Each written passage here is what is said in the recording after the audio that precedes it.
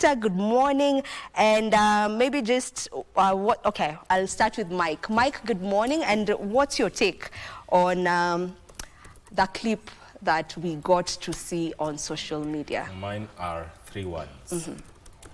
Guard your tongue. Welcome to the program. My name is Mike Meguwe. Today being a Wednesday, we're going to look at Mechanical and Transport Directorate from the State Department of Roads. What does it do? What is its mandate? That is a conversation that will be coming later on in the program. I'll be having Engineer Benedict Mutunga, who is a Deputy Chief Mechanical Engineer, and also Engineer Jeremiah Kivuva, who is a regional mechanical engineer, all from the directorate, from the Mechanical Transport Directorate, from the State Department for Roads. Now, today I won't give a quote, but I want to leave you with a proverb, African proverb. Knowledge is a garden. If it's not cultivated, you cannot harvest. Knowledge is a garden. If it's not cultivated, you cannot harvest. Good morning, Victor. Good morning, and welcome to the program. And of course, it's a Wednesday, 7 days of mourning still here with us, as that was proclaimed by the president. But then now, Vivian, you talked about that, and talk of that, there's a lot of reaction about that statement. ODM sent a message yesterday, different leaders said their messages condemning the utterances, and now the biggest one is the Council of Elders, Council of Governors, I beg your pardon, which was signed by the EGH, that is His Excellency FCPA, that is Abdullah, who is the chairman of the Council of Governors, who said that in light of the above, that is based on what Governor Kahiga said, that I have convened an urgent extraordinary council meeting to be held this morning to deliberate on these unfortunate utterances, and further statements will follow. So basically, that is going to be forming biggest part of the conversation throughout the day and even in the subsequent bulletins. It's unfortunate. It's unfortunate. Let me ask you, this is it. I'll be talking about this. I have Daniel Juma Mondi, who is an Africa representative of Global Peace Foundation. Lucy Moria, she is a politician by far. She knows Raila. She said that Raila gave her name at some point. She is a political analyst. And Mark Ndingo, Mheshimiwa, will also be here to give us his insight. Regina, have you ever lost power in your area where you live for around 3 or 4, even 1 week? Well, yes, there's a question. Yes or no? No. Okay. Vivian, have you? No. Blackout? For that long? Yes, no. For a number of days. Mike? No. Yeah. What was the reaction? How did you feel? It was not satisfactory, and calls were going left, right, and center to the responsible entity that handles that. And the words passed there were not right. Okay, yes. This is what I mean. If you've lost power or there's no electricity where you live for close to a week or even 2, your phones will go off, you'll not have extra charge. If you have got a fridge, most likely many things will go stale. You will not iron, you'll do cold shower if you cannot use gas to warm your water. Things will just be so tough until the power is back. What do I mean? To Governor Kahiga, perhaps you've not lost electricity in your area. This is, if you know what I mean, the moment power will go off, and then you see your neighbor has power, on this side you don't have power, your phones are dying, that is when you'll know the importance of having electricity in your house. Exactly. I like the irony, the satire, the metaphor in that particular statement of Victor. And just to, weigh in on this particular conversation that has everybody abuzz, It is said, it is only wise that if you have nothing good to say, keep silent. Yes.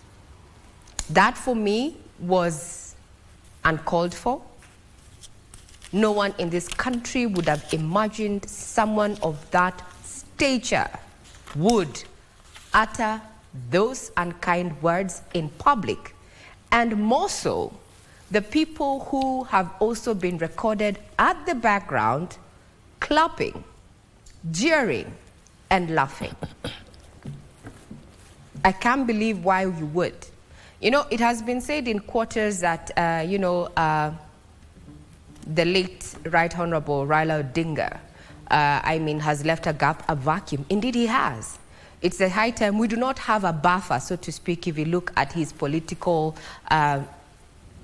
impact that he's had on social economic development of the country as well as governance. He's always been a person who, as some would say in the week that we have been looking at his legacy, that he had a strong conviction about where the Kenyan, Mwananchi comes in the whole equation, is that he put Mwananchi first. He may have made mistakes, we're not saying he's a saint, but I totally think we should be more empathetic with those who have lost a father, a grandfather, a friend, a mentor, and also as a country, a leader who was believed to be quite the statesman. It's quite unfortunate. Some of the developing stories included that particular special sitting convened by the Council of Governors. We'll be keeping tabs on that as we proceed in the day. Now, let's bring you up to speed with stories that have been making headlines in the last 12 hours or so. And the Kenya Certificate of Secondary School Education exams officially kicked off with learners sitting for the oral and practical examinations across the country. The practical exams are expected to conclude on October 31st before the written exams begin on the 4th of November. 996,078 candidates are sitting for this year's national examination in 10,765 centers. Our reporter, Joseph Wakungu, has the details of the examination timetable. The 2025 Kenya Certificate of Secondary Education examinations kicked off Tuesday countrywide with no major incident reported, marking the official opening of this year's national assessment season. Candidates studying French and German languages were among the first to do their oral examinations. Similarly, students who elected music and Kenya Sign Language were also examined. Each candidate had 15 minutes allocated for the practical test, which ends Friday. Candidates being examined for Arabic language will conclude their oral exams on Monday, 27th October. According to the Kenya National Examination Council, written exams are scheduled to start on November 4th at 8 a.m., with learners sitting for mathematics in the morning session and English comprehension and literature in the afternoon. The exams will end on November 21st. 996,078 candidates are sitting for this year's KCSE exams in 10,765 centers. There are 12,126 supervisors, 54,782 invigilators, and 22,247 security officers deployed to oversee the exams.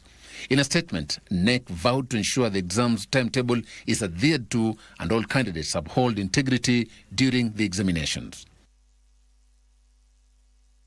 I want to wish all the candidates who are writing their exams all the very best. Now, former Chief Justice David Maraga has questioned the constitutionality and legality of the Computer Misuse and Cybercrimes Act and Privatization Act recently assented into law. I beg your pardon. Maraga says the law risks being used to curtail political dissent and protest, as well as give unfettered powers to the government to sell the nation's strategic assets, benefiting a few individuals at the expense of the country's progress. The Computer Misuse and Cybercrimes Act and the Privatization Act that were part of the 8 critical pieces of legislation that are signed into law last Wednesday may be headed for legal battles. Conference or press briefing. Former CJ David Maraga has joined a section of Kenyans questioning the interest behind the new laws. The amendments to the Computer Misuse and Cybercrimes Act, in essence, seek to control and crush political dissent and protests in the guise of expanding protections from cybercriminals. Maraga says that the computer misuse and cybercrimes threatens the freedom of Kenyans to hold the government to account, as it gives powers to an unconstitutional committee to investigate, prosecute and judge, yet there are courts. If there are any allegations, if there are anybody who is aggrieved by by misuse of the social media, by people in the social media, the courts are there. Let the courts, those grievances be taken to court and be dealt with, but not to give to one individual, to one individual to deal with them. At a stroke of a pen, one individual can close several accounts, including all of us here. Maraga and team also took issue with the Privatization Act, which they claim gives the National Treasury CS powers to sell strategic national assets without public participation. In fact, the Act even exempts publication of the names of the buyers if the privatization is by an initial public offering, IPO. Simply put, if they sell to themselves or their proxies, the Kenyan people will not get to know. Simply put, if they sell even strategic assets to foreigners and put them beyond the country's control, the Kenyan people will not get to know.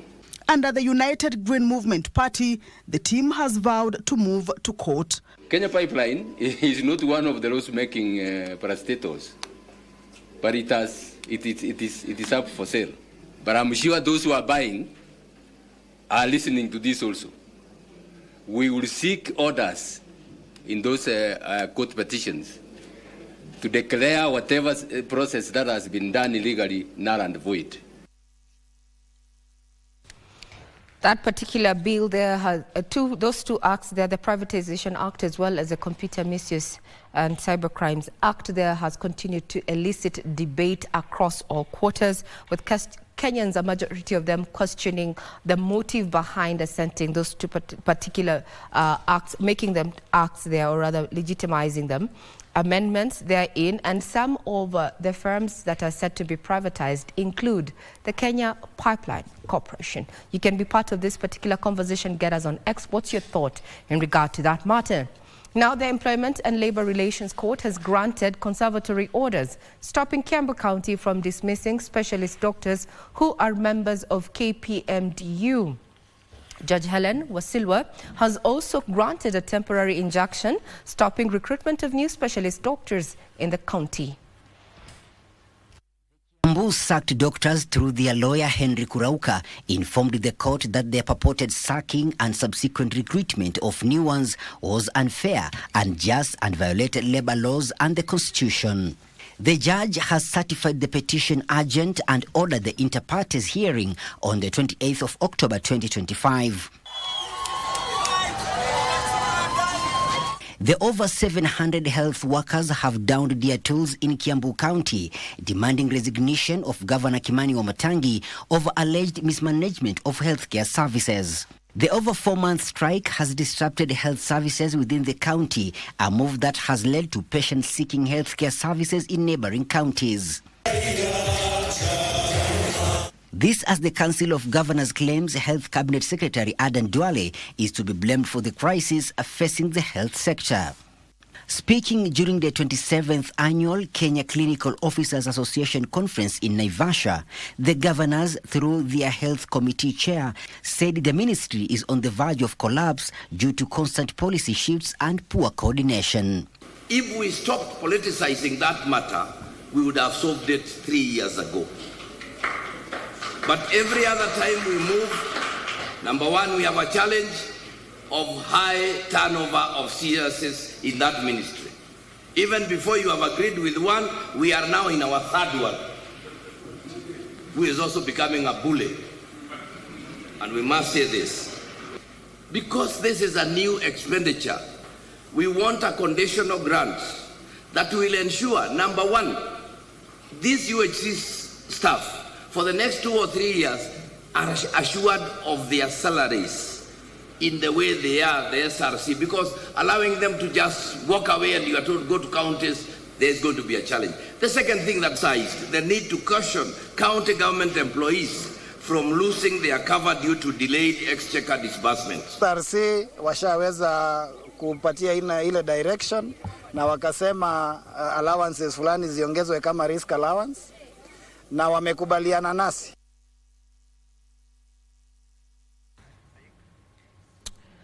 Now, a family in Homa Bay is demanding justice following the death of their kin Yvonne Lucy, who died while receiving treatment at the intensive care unit after sustaining gunshot injuries in an alleged police shooting.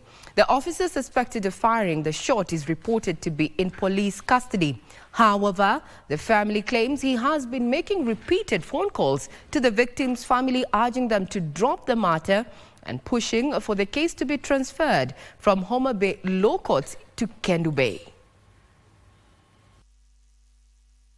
Yvonne is reported to have passed on in Homa Bay on Thursday, sparking outrage from the family, who are demanding justice. According to the family, she was shot by a police officer who had fired his weapon to disperse a crowd who had gathered in memory of the late former Prime Minister Raila Amolo Odinga. The family is accusing the police of allowing the suspect to access his mobile phone while in custody, saying he was likely to interfere with the ongoing investigations. Na huyu jamaa ambaye amefanya hiki kitendo anapigia marafiki wangu ati nimsamee. Sasa namsamea kwa nini? Na sijui alijua alipiga my daughter ama alijua alipiga nani. Saa hizi tuko hapa 5 minutes ago anapigia my son ati tusiende court Homa Bay, tuende court Kendu Bay. Kwani kitu litendeka Kendu Bay ama litendeka Homa Bay? They question why the officer appeared to enjoy privileges despite being under investigation for a murder-related offense. Haki yetu lazima tupate. But it's also saddening if the police officer who is said to have killed her is calling me and he keeps on calling our family. So I wonder where this police officer gets the phone and is in custody to continue calling me and also calling friends of my dad so that they can talk to us. A stray bullet reportedly struck Yvonne, who was heading home from her business. She was pronounced dead hours later while undergoing treatment. The Independent Policing Oversight Authority, IPO, and the Directorate of Criminal Investigation, DCI, have since taken over the matter as investigations continue. I know IPO and DCI already have the case, but we want to see justice to come.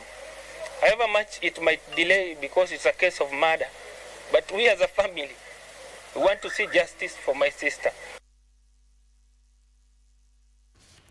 Mitigate justice. Now, those who had hopes to join the National Police Service will have to wait a little longer. This is after the Employment and Labour Relations Court promised to give its verdict on the police recruitment exercise after hearing the merits and demerits of stopping the process. Now, the case filed by former Kilomid legislator Harun Mwau seeks to bar the National Police Service Commission from taking part in the hiring exercise.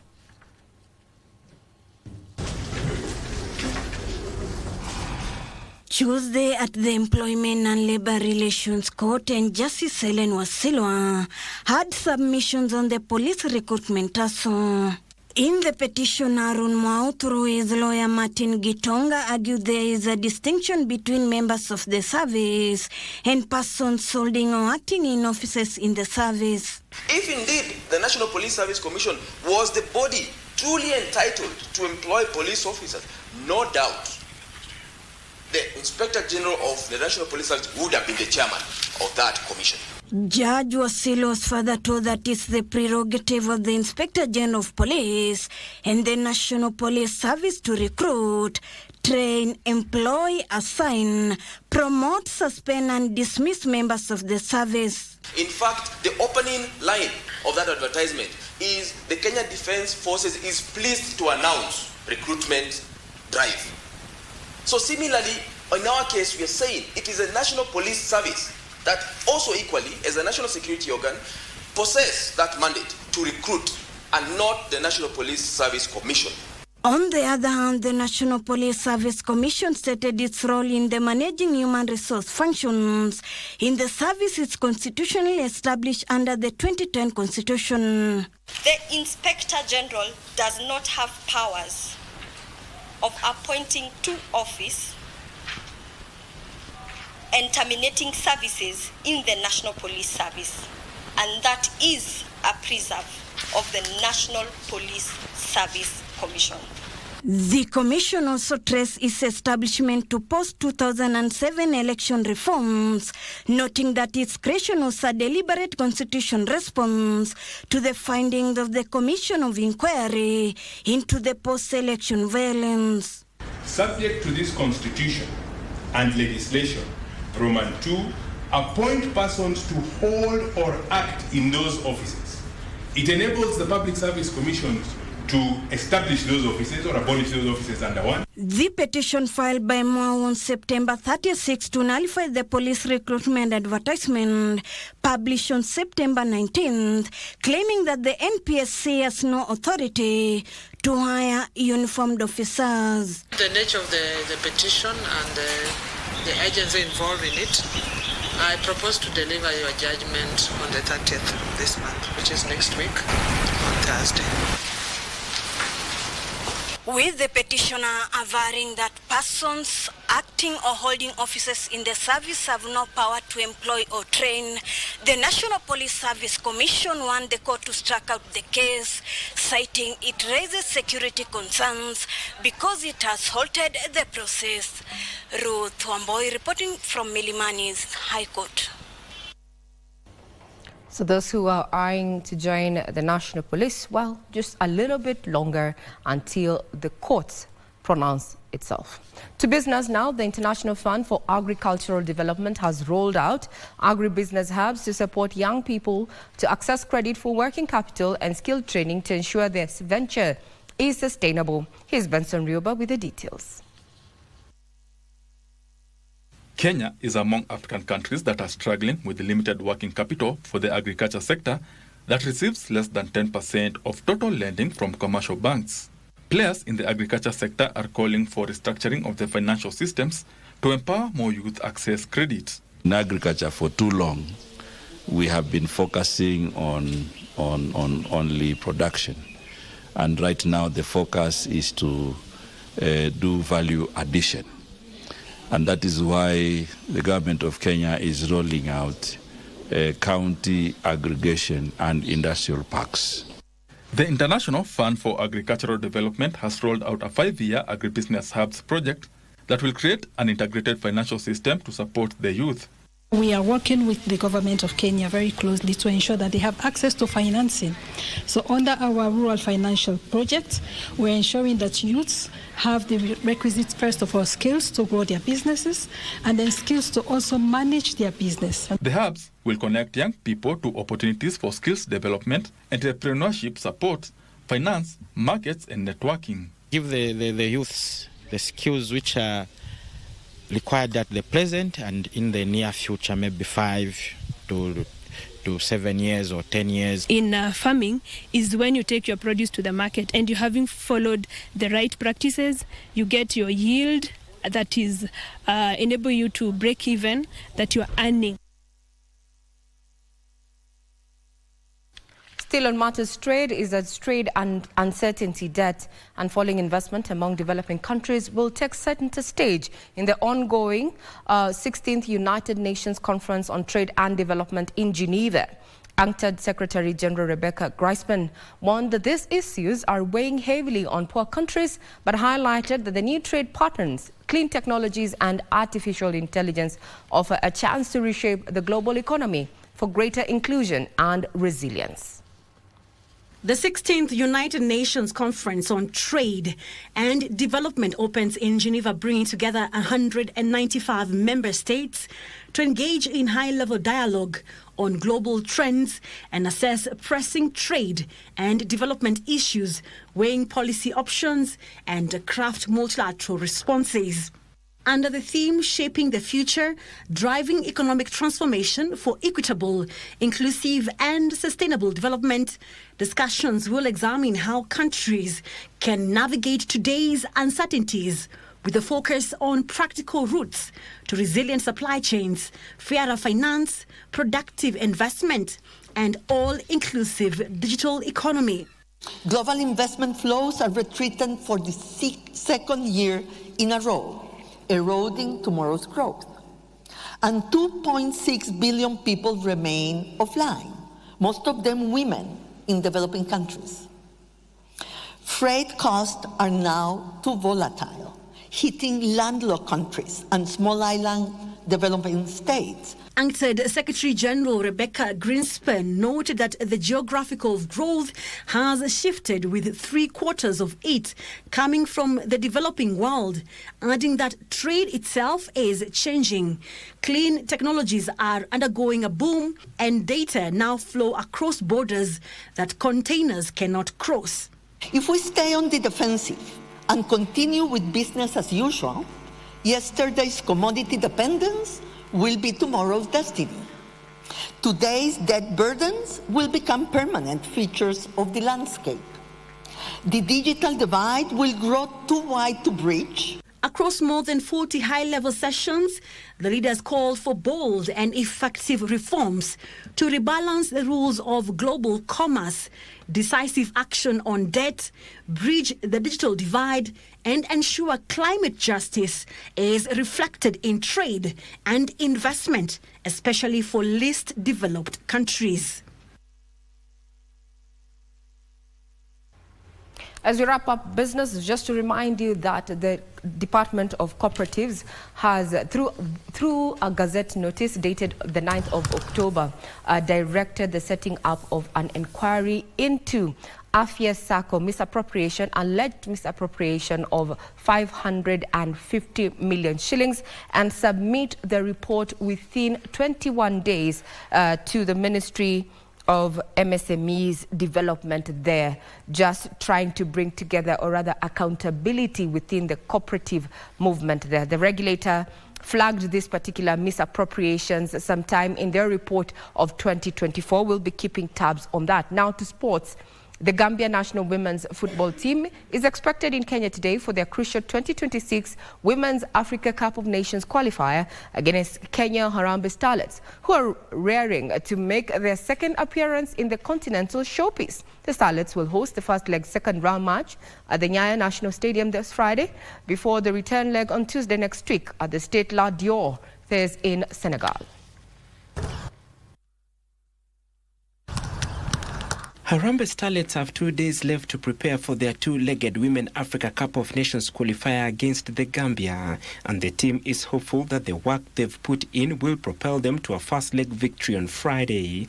The players, led by Ruth Ngosa and Violet Nanjala, say they have loaded their ammunition ready for the tie, as most of them hunger for a chance to play at the continental tournament to be staged in Morocco next year.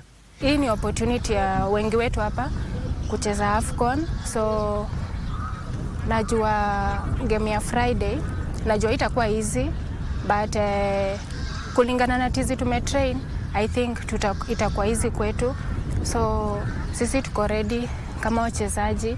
Tuna imani hiyo session yenye tumepewa na coach, na matumani yetu ni kushinda hiyo game ya on Friday, na tuko na morali iko juu, players wanajituma, na we really need these 3 points at home. As loaded as they are still calling on Kenyans to turn up in large numbers to support them, given their home advantage. Starlets are aiming to make a return to the Women's Africa Cup of Nations for the first time since their debut appearance in 2016.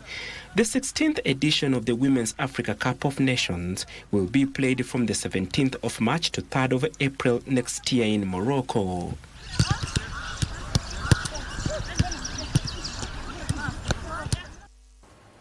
Now that effectively puts a cap on matters in the headlines here on Good Morning Kenya. Let's just give you a sneak peek of what to expect in the course of the day. And as far as our diary is concerned, there on your screen, it is the second day of the KCSE. That is the second day of the KCSE examinations, practical exams to conclude on the 30th of October. Written exams begin on the 4th of November, where 9,996,078 candidates are sitting for these exams. We wish you all the best as you write those particular exams.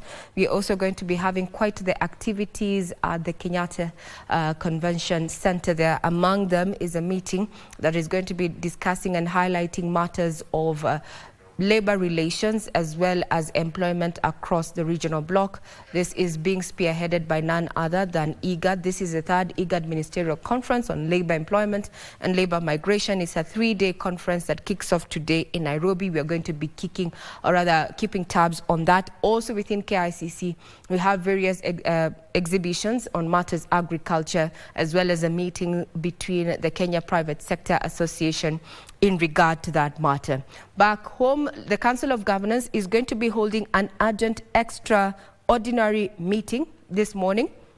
This is according to a statement that has already been shared to various media houses as well as public spaces by none other than the chair, that is Ahmed Abdullahi. This is in regard and in response to those alleged utterances by Nyeri Governor Mutahi Kahigo there. We're going to be keeping tabs on that and so much more. Visit our website www.kbc.co.ke for further details in regard to what the day holds. Now I leave you in the capable hands of Victor Law as he takes you through the conversation this morning that you are welcome to. Can get us on X at KBC Channel 1. I'm Regina Manyara. Have a pleasant day ahead. Over to you, Victor.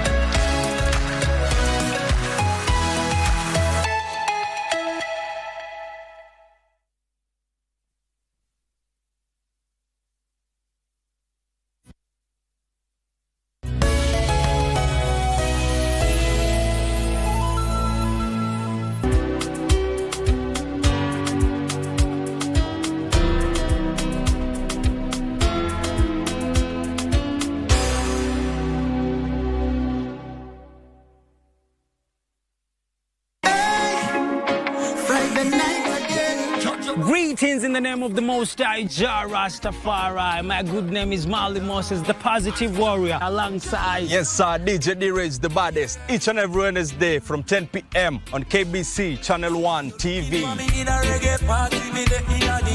Tunakuletea the biggest reggae party in 254 in a yard extra. Extra niceness of reggae music. Extra dose of entertainment. When the thing is nice, we have to do it twice.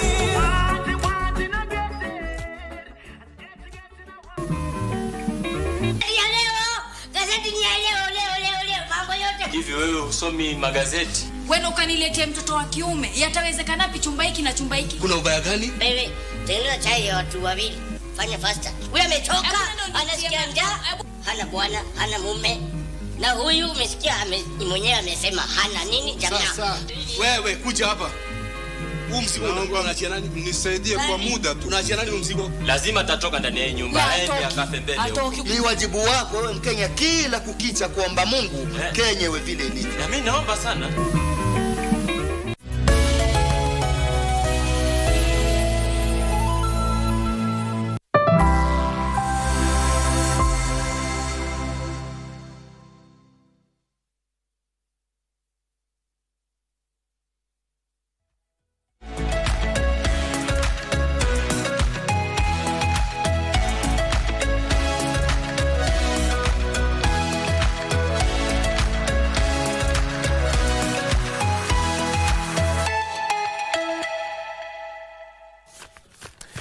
Welcome back. It's now 6 minutes past 7 a.m. Welcome back on this 22nd day of October 2025. Welcome to the program. My name is Victor Law. It's The Viewpoint. And let's talk about things that are actually shaping our country. A lot has been happening in the country in the past 1 week, and so much more is still happening. But I want us to get into the discussion, talk about what is what's flying around. My able panel is already on set. Let me start with Daniel Juma Mondi, who is the Africa representative of the Global Peace Foundation.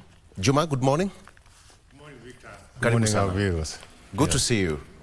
Good to see you too. Asante sana. And next to him is Lucy Moria. Lucy Moria, she disappeared from Jerusalem, but she's new to Jerusalem. She just wandered a bit, but she's back. Lucy, good morning. Good morning, Victor. Karibu sana. Good morning, Kenyans. Asante sana. Yeah. We'll talk about the anti-aging. And you tell us how many older people we have in the country now. Do you have the statistics? It's not anti, it's pro-aging. Pro-aging? Yes. There are about Yeah, about 3% of the total population. Okay. As per last census. But by 2050, we are looking at a very big, huge crowd. That will be like crisis. Yes. Okay. There will be more than the newborns, the older people. You'll have to tell us what you've been doing, because it seems there's a lot of neglect. They feel neglected in the society, the older generation. Yeah, I've done quite a lot. I've been advocating, I've been sensitizing, you know, I've been all over the country. I've been here several times, and a lot of people didn't seem to see the problem. But I'm happy that they're seeing now. You can see even on the media, more people are talking about it. Before, none used to talk about it. They thought the older people, because I mean our culture says the older people should be taken care of by their children, which is not applicable today because of migration to towns and lack of employment. Things have changed. And all that. Things have changed. Yeah, it's a change of everything. Oh, okay. Yes. Asante, we'll talk about that much more later. And Mark Ndingo is also not New Jerusalem. Mark Ndingo, good morning. Good morning, Victor. How is, you had a very good guest in Kitui over the weekend. We had the whole country in Kitui at on Monday when we had the Mashujaa Day. Yeah, at least we celebrated together with the president. Yes. Yeah. And what are the goodies? Also came with some goodies. Yeah, we're having a new airstrip. we have a new stadium in Thokwe. Yeah, some roads have been tarmacked, and we are expecting more to be tarmacked. Yeah, I think we are benefiting from the visit. That is what's needed. Yeah. Karibuni sana. Let me start with the front page of the local daily. Starting with the Standard, Out with the Freedoms. That is on the front page of the Standard. There you have it, Out of the Freedoms, the 8 bills that were sent to by the president on the 15th of this month. That is last week on Wednesday. A week later is now bring a lot of debate. The Standard says that 4 hours after Raila Odinga's death, President William Ruto signed 8 controversial bills into law. Measures critics say that betray the very freedoms Raila spent his life defending. Among them is the new Cybercrimes Act, which, while tightening safeguards against online fraud and harassment, hides vague clauses that could muzzle free speech and silence dissent.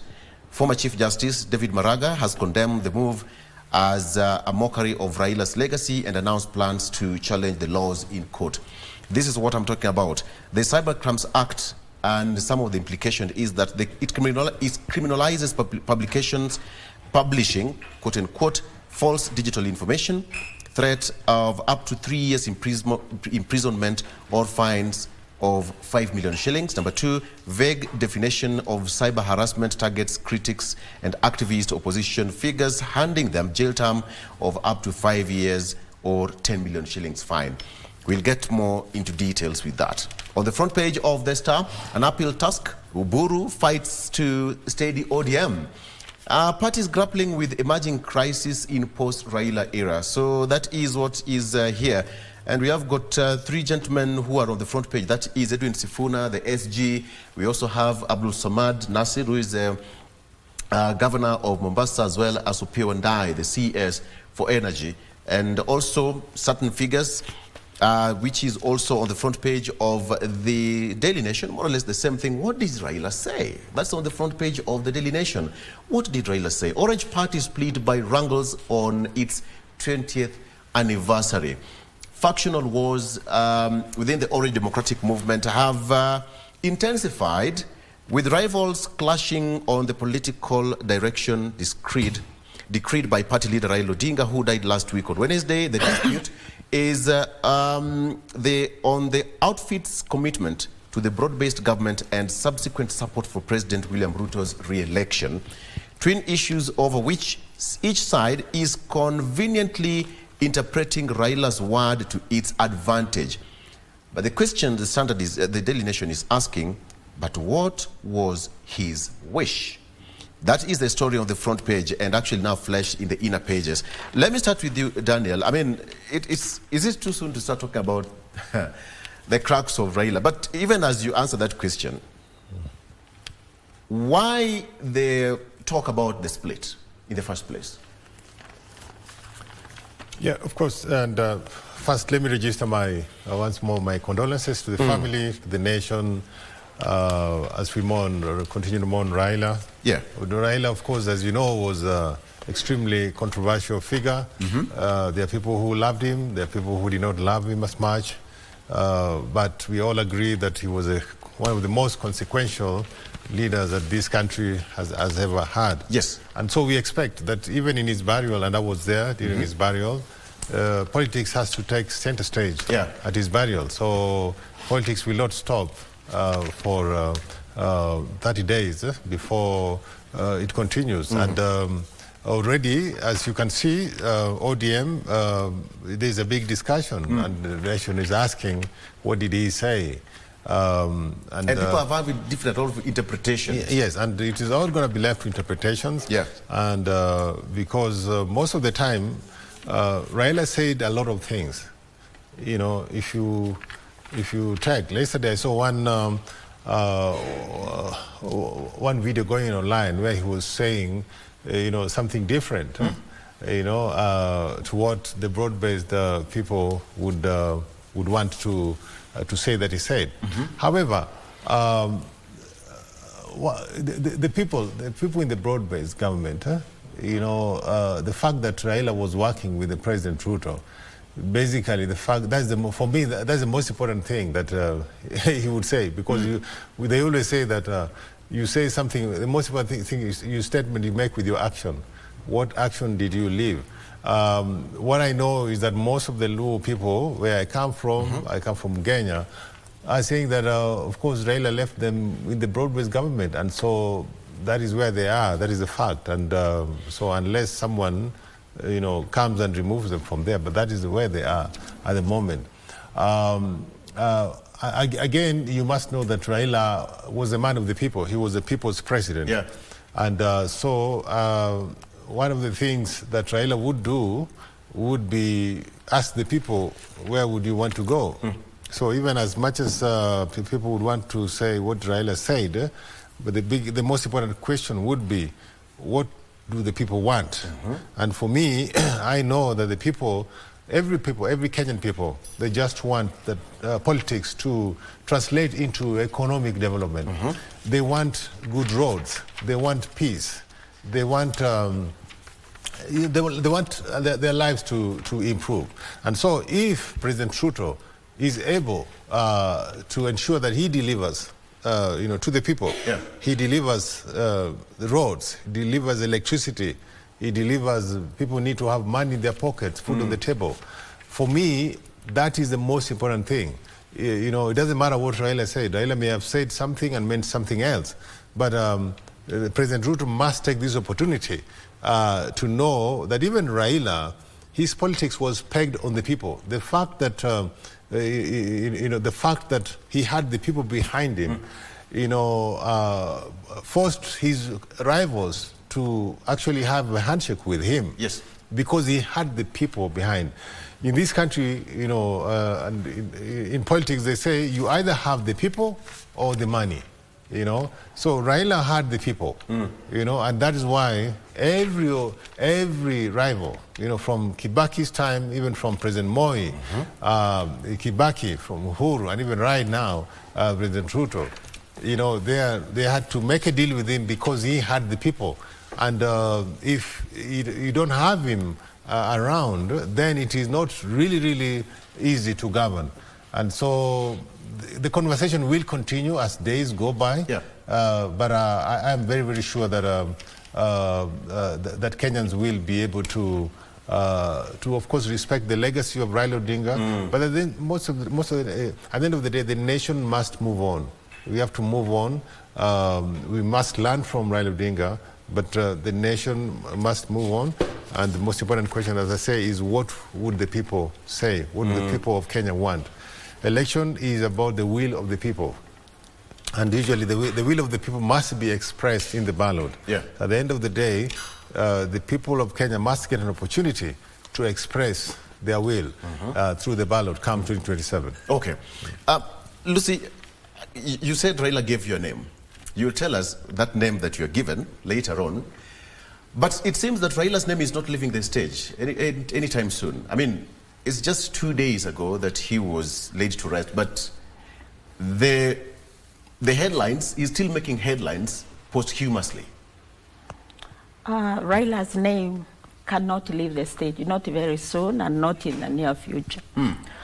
Before we continue, for who Raila is to me, I may ask you, we take a minute of silence, because it's the first time we've been here on the show since he died.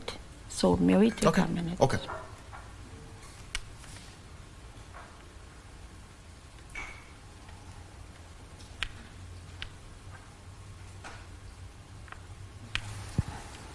Thank you. Thank you. So to Mama Aida and the family, my condolences to you and the entire followers of Raila, like myself. Raila was people's president. Raila was, you like him or you don't like him, you still talk about him. Raila, whether you are opposing or proposing him, you talk about him. So Raila remains Raila, and you remain Raila for a long, long time.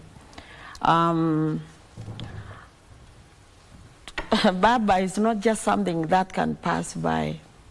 And it's unfortunate that some people are even talking ill of him when he's not just, he has not even rested.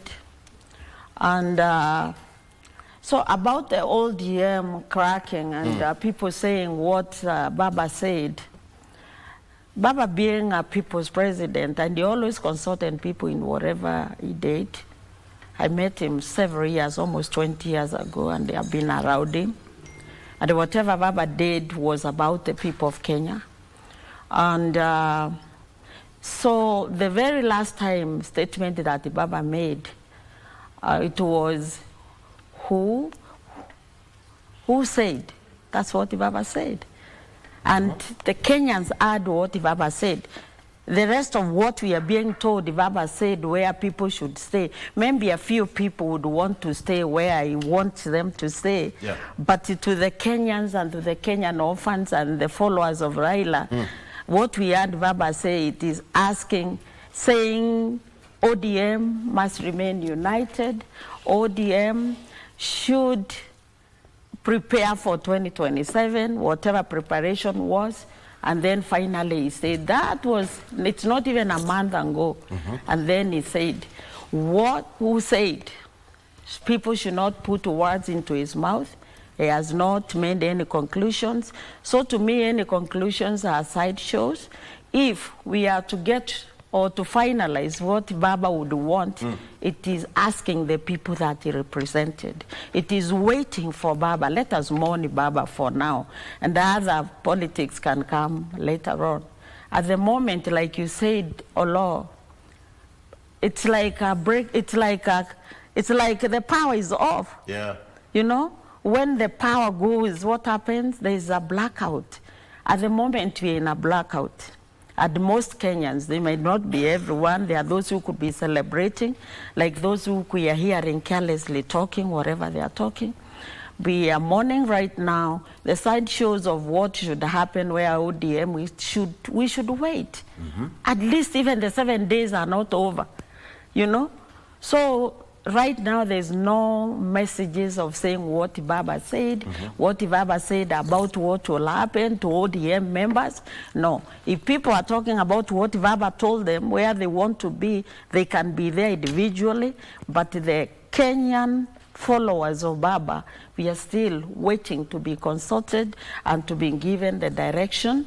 Right now it is Oburu who should be, because he's a party leader. Yeah. So other than that, we are not yet ready. We are mourning Baba, and that's where we are. That's where we are. And that's the only thing that we are expecting now, like what the president should be telling us as part of mourning Baba. It is making things easier for the people of Kenya the way Baba wanted. We don't want any more stress outside what Baba wanted. Anyone who is talking anything outside what Baba wanted, the biggest wish for Baba was the people of Kenya to live out of poverty, to have good education. Those are the educations that he's been talking about. So let us mourn Raila by respecting what he has been doing, not what he said actually. What matters is what he did, and he did it for the people of Kenya. Yeah. You know what, Mark? The biggest issue here is the wars that started moments after he was buried. And it's all about whether ODM should stay in government or post 2027. So everybody's coming with his or her own interpretation, and now that's where the problem is. But there is that loud silence from Baba, who can actually tell us what he meant. Too bad he's not here to tell us what he meant. Many people would say that Raila used to play his politics and his cards close to his chest. I think that's why even most members of ODM and even the public are getting confused what exactly he meant, what he was looking forward to, and perhaps what was coming ahead of 2027. But my question is, so now, what next? Because we are having these conversations. It's alleged that we have got different factions already in ODM. How is it going to be? I mean, it's barely 3 days since Baba was laid to rest, and why there's so much interest in ODM? Thank you, Victor. Let me first condole with the family. Yeah, and Kenyans, for we've lost a great leader. I think what is happening was expected even before Raila died, because we could see the infighting among the leaders. If you look at the ODM, you'll find even before we lost the party leader, there were two factions, and there is the side of Sifuna and the other faction of those in government, the so-called experts. So we are looking at ODM as a party that has seen, it has gone through so much for the last 15 years or so.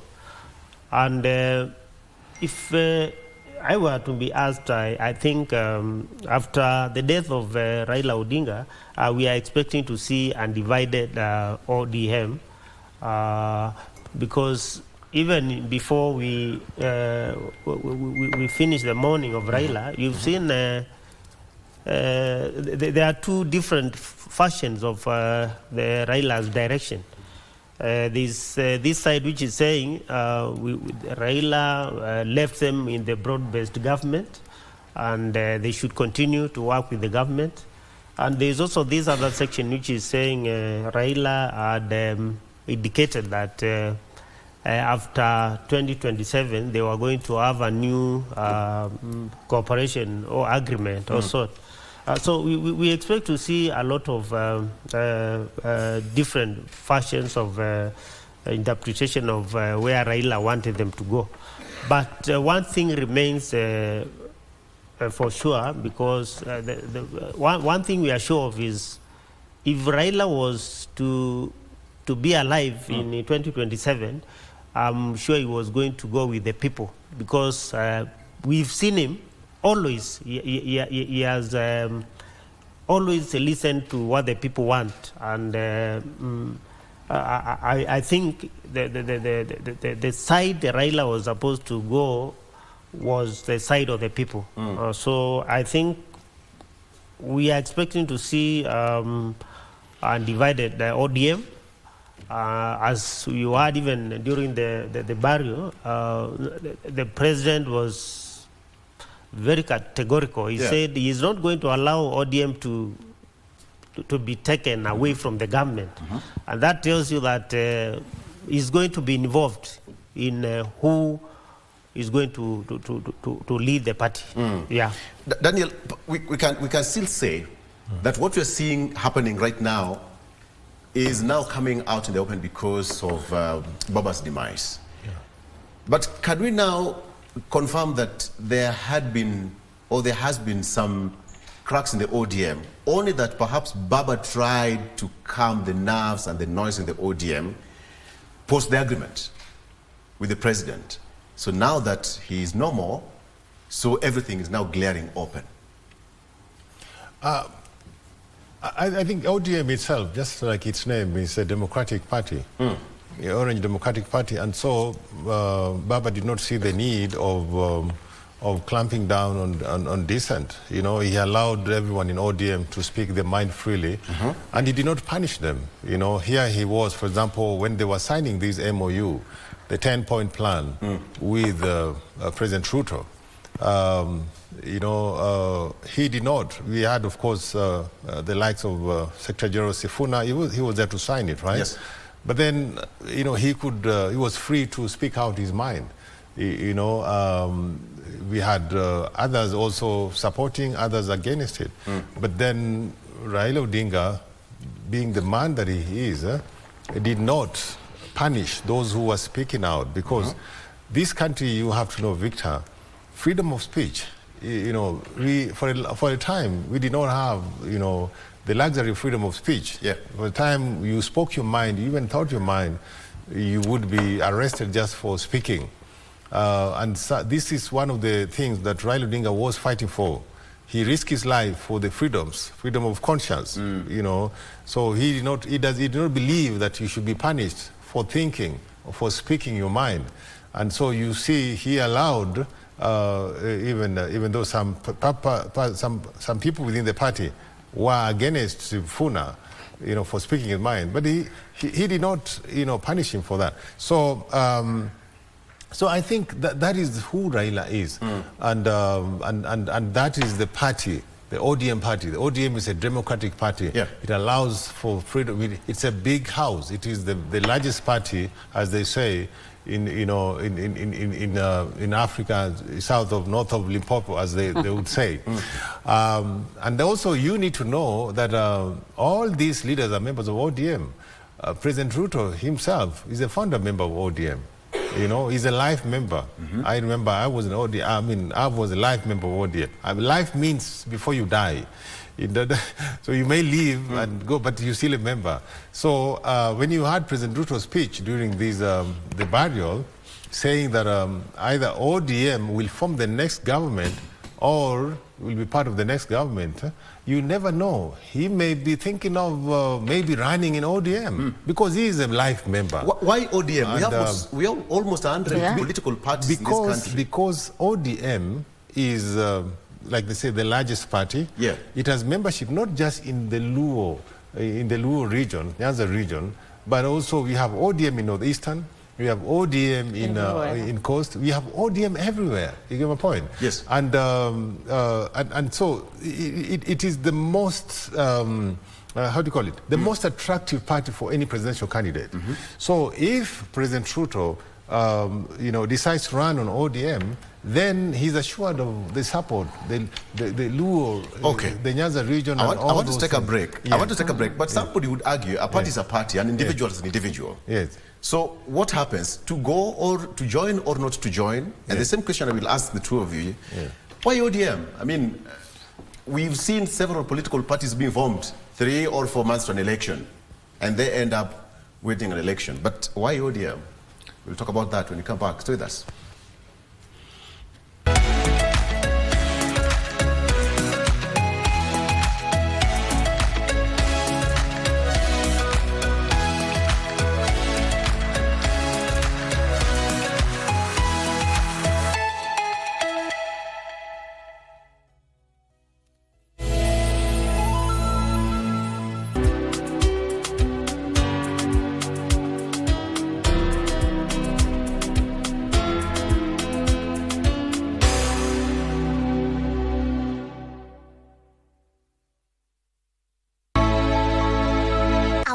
Record holder in Paralympics, an icon and a mentor. I'm happy I struggled so that many other people people with disability can be able to benefit. We are not yet there, but in what I can say, we are somewhere. Things are changing. They cannot happen overnight, but I thank God things are happening we are on the right direction. Sylvia's world changed in a single moment when she finally came to know the diagnosis. Embrace disability, mtupende, pende watoto wetu, juu cerebral palsy si contagious, haikushiki, haishikanishani. Are you a talented artist? Or are you passionate about a topic you want to discuss? But money can be very hard to find for an upcoming artist. Don't worry, Studio Mashinani has got your back. Sign up on ajira.co.ke to book a session with our music and video producers across the country. Work on your music, jingles, spoken words, and even podcasts to realize your dream. All for free. Studio Mashinani, Radani Talent.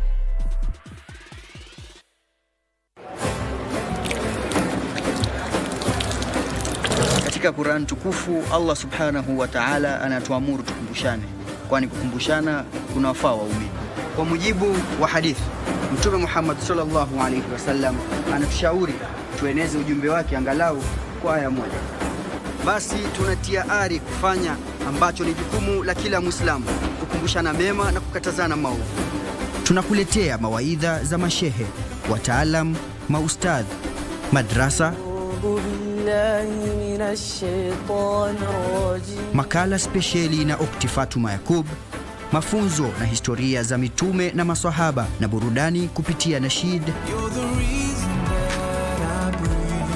na wasifu za munshid. Tazama ukumbi wa Kiislamu nami Alishe kila Ijumaa saa 9:30 katika KBC Channel 1.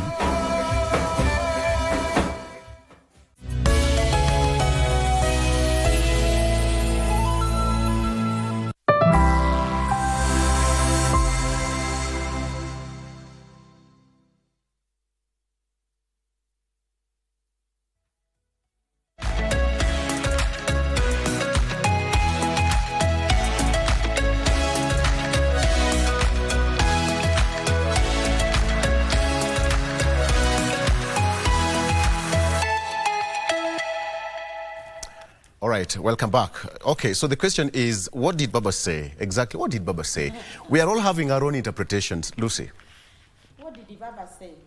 Baba said no one should put words into his mouth, and he has not said anything so far until the people of Kenya or the followers of ODM are consulted. And we have not yet consulted. Unfortunately, Baba left before we did that, even before we celebrated the 20th anniversary. And like the saying goes, when the deal is too big, think twice. Why would people all of a sudden be interested in ODM? Like someone just said, you are married in a home and you left many years. And again, all of a sudden, you come and expect people to have trust in you. How? And it's not about when the party was started that makes someone win. Although you just said that there are parties which are started, formed 3 months before the election, of which actually, so far in Kenya, even parties don't mean anything as far as the elections are concerned. It doesn't. People don't really, maybe Baba's party, and it's because of Baba. Yeah. And like my colleague here said, ODM and cracks, even before Baba left. And I wouldn't even call them cracks. It's ODM was a democratic party, and that's what Baba stands for. People, they have freedom of speech. They can say whatever they want. And that's why you can't say he didn't punish. Why would he punish Sifuna? Sifuna is the SG, and always who speaks for the party is the SG, and always even Baba says what Sifuna is saying. It speaks on behalf of the party. Who else would be speaking on behalf of the party more than Sifuna? And if Sifuna honestly was saying anything bad about the party, Baba would not actually would have cautioned the party leader, but he never did. He just started saying, what did I say? Who said that? That is the last words of Baba to the ODM followers and to Kenyans. And now for people to swear how much they are going to put ODM together, ODM is us. It is the people. ODM is not just a name. It's not the Luo Nyanza. ODM is all over Kenya. And actually, before he left, like the Kisis, you can see they left. They have their own party. You can see the Luyas, they have their own formulation. The famous Tawe movement is moving very fast, and almost they are sticking Western Kenya. So with this kind of divisions, even if who comes to the party, it is just the people who would have just voted before who will vote. Nothing will change the people's minds because it was Baba. This, whoever will be talking now is not Baba. It's people. People followed Baba. Without Baba, there is none of those influences are there. Yes. I have a question for you, Mark, because we have got two things here. What Baba said and what was put pen and paper. The agreement, the MOU between Kenya Kwanza and ODM. What do we go with? What he said or what is formally put down and signed by the two principals? Although, as a Kenyan, if I may ask, did you see or did you know what was signed? Did you know? I saw in the media. Yeah, it was but did you hear Baba say, who said that? Did you hear Baba say ODM will have a candidate in 2027? We are preparing. Did he say that? Yes, he did. Himself, not what other people reported. What Baba said is what we are following. Okay. But whatever else you are saying about what was signed, that those are agreements, we heard what they said, but we didn't hear Baba announce this is what we have agreed. Okay. Yes. Mark. I think we are going to have a different interpretation in the coming days of what Baba said. But as you have asked, what they agreed with President Ruto was the 10-point agenda. That was what was put on the paper. But Baba being Baba is somebody who could not predict on the direction he was going to take. But as much as we can read from the last statement of Baba, where he said, who told you? That ODM will not have a candidate in 2027. That tells you that Baba had some other plans, which we don't know. We cannot pretend to say Baba was planning to take that direction. But one thing for sure is ODM had two different factions. The one that was in support of the broad-based government, and I'm sure as the days run towards the 2027 elections, with or without Baba, the faction that is supporting the agreement between President Ruto is going to remain with the government, no matter what happens. Those are the likes of the new leader, who is Oburu, because he has been very vocal on the broad-based government.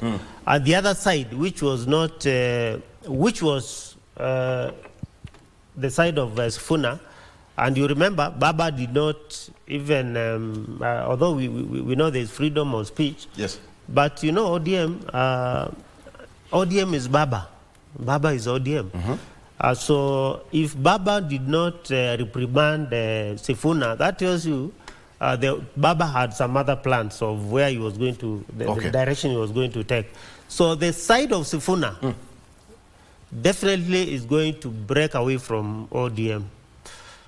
And that tells you that though the president wants to have ODM in his government, he's not going to have it as he would have as a block. Had a block with Baba. But without Baba, he's going to have a small size of ODM. But was it going to be so apparent that even if Baba was to stay until 2027, were we also going to see the same dissent in the party? Yeah, we were going to see two factions or even three. Yeah, we were going to see the same dissent. And what was going to happen was Baba would have preferred to go with the people. And the people, the majority of the people of Kenya would have wanted Baba to break from the broad-based government and support a different candidate, or he himself vice for the president. So it's going to be a difficult balancing equation by the president, because as much as he would want to have a united ODM, I don't see that happening. It's going to be a divided ODM. He is not going to vie with ODM. What is going to happen is the president is not even going to vie with UDA. UDA is going to break. He will come with a different political outfit. That is going to have a collision with whatever ODM is coming with. You just come up with something completely So I think that is what is going to happen. Let me disagree. We were talking about the president running with ODM. Okay. That's why he's an analyst. Okay. Your opinion. Yes. Allow me to respectfully disagree. I do not believe that ODM is going to break away in pieces. I do not believe that Sifuna is going to run away. But I know that this conversation will be very vibrant, in the coming days and months. It's going to be vibrant. But at the end of the day, ODM, most likely is going to stay united. You understand? It's going to stay united. That is what I believe. Just like I was mentioning it to you earlier on, there is word on the ground that, of course, Oburu is the party leader, but Oburu is just the acting party leader. Exactly, yes. Yes. There is word on the ground that Winnie Odinga died, his father died when they were together. Winnie Odinga has been the force behind, the father's, especially the recent, even the Gen Z, Odinga has had an effect on these Gen Zs, even the movement. And that is the reason why Raila Odinga was invited to bring experts in government that kind of calm the situation. And Winnie Odinga has been the force behind this. There are people who believe that Winnie Odinga should be, should take the leadership. This is your assumption. Yeah, that's an assumption. But then this is the conversation that is going. If you give it to Winnie Odinga, that means you bring in the youth bloc that she represents or identifies with her, and even the women bloc. And then you are assured of the Luo vote. And then, if you bring in all those, then that means, of course, Ruto has, of course, his Kalenjin bloc intact, then he has the Luo intact, then Kos and, part of the Luyas, and not, if not most. Then he has a fighting chance. What I don't want to say, especially right now, when you say that that Raila said, who said so? Yes. Definitely. Raila meant when he said that the ODM has to field the presidential candidate. There is no political party who can say 2 years before an election that they will not field a presidential. That is suicidal. That's political suicidal. So every political party must say that they will have a presidential candidate. But, you never know whether Raila meant the presidential candidate will be William Ruto. It could be William Ruto. It could be whoever. You get my point? So I don't want us to focus on that, on who told you, because definitely Raila meant it when he said ODM will field the presidential candidate. But you have to know that Raila's pact, where I come from, people believe that Raila's pact with Ruto has been more genuine than even the alliance with Uhuru Kenyatta. If you see right now, of course, the experts that Raila has, appointed into government, and much more. Even the state funeral that he was given, of course, even though he deserves it, even the way Ruto has managed the whole, funeral, the whole people, in the Luo Nyanza feel that Ruto is a more genuine partner than the previous one. For example, if you look at Uhuru Kenyatta right now, in his speech, he looked like, he's a very good friend of Raila Odinga. But if you look at the way, the Uhuru Kenyatta administration, of course, treated Raila Odinga, it was actually, it wasn't let me get your point on something you said. Yes. Now, so we have the Winnie Odinga factor here. Yes. And Mark is also saying that the president is not going to join ODM, is going to have another party, which is not UDA. Very interesting debate there. So what if Winnie takes the mantle? Will you see the same crack that we're witnessing right now? If Winnie takes the mantle, I can tell you for a fact, there will be no crack. There will be no crack. All these Wanga, Badi, all this, they will fall behind. Nobody will want to be seen to be opposing Raila's son or daughter. You get my point? That is the only thing that can keep this party together. You know, and that is the popular saying on the ground. If you look at the way Winnie, when I was there at the funeral, when Winnie called the Luo elder, Kerr, when she was speaking, she called the Luo elder to come and actually make the chant. That was almost like, you know, giving her the kind of blessing. But look at Winnie. Winnie had the heart, Raila's heart. You know, she carried it. She came with it. And, you know, and that is very significant. So in the eyes of the Luo people, as I know them, I'm one of them, if you give it to Winnie, and we have seen, of course, even President Ruto himself had said that 2027, it is time for a woman running mate. You get my point? So the Luos are looking. If you give it to Winnie, then you have all the Luos in your basket. You understand? That is what is going on. That is the conversation. But again, you know, it is too early to have this, to start doing this.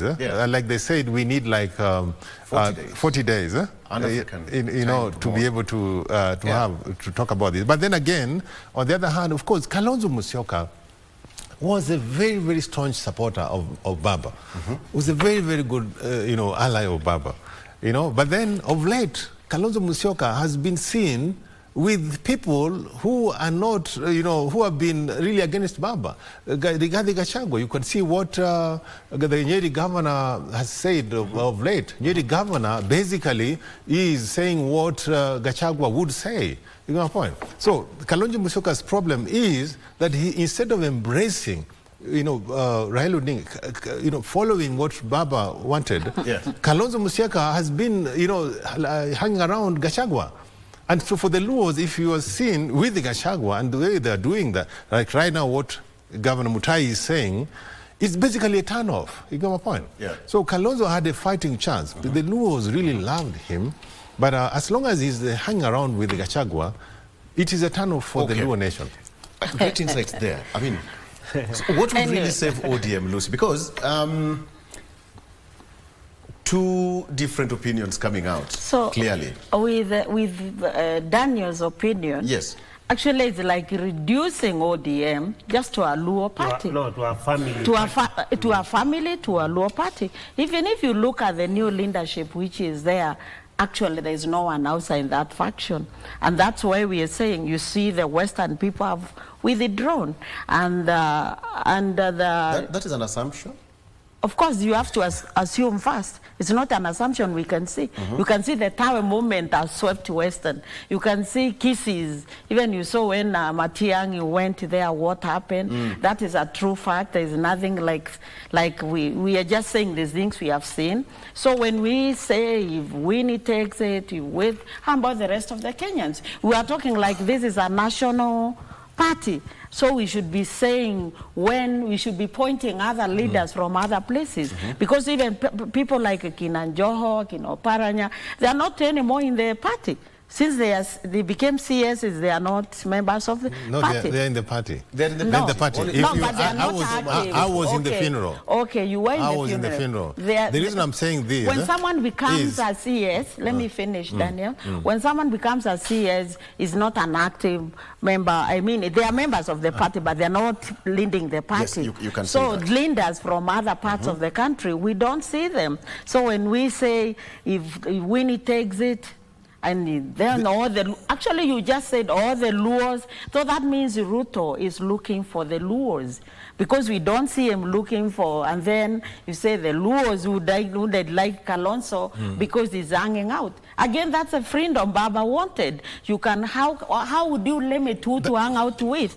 Because if you are enemy, you cannot ask me to, because I hate Olo, I also ask you to hate him.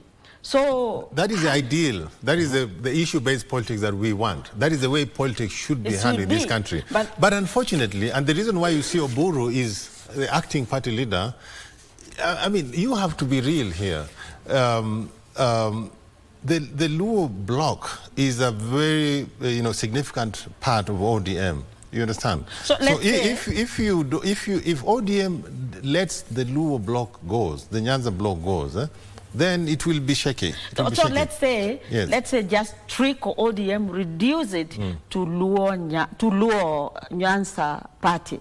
Just it is not a Luo Nyanza party. It is the way you're saying. If the Luo Nyanza vote. Yeah, the Luo Nyanza vote, and that is of course minus Kisii, minus Western Kenya, because even them, they are coming up with their own outfits. So we've been go that way, and that is what Ruto is trying to secure. Then he's trying to secure the Luo party. And even those Luos, actually I've met a couple of them, and they have been divided. They are also divided and very divided. I mean, someone like Orengo, that one is a national person who would have been the leader, and actually every Kenyan appreciates Orengo also for what he has done. I want to throw this part. Yes.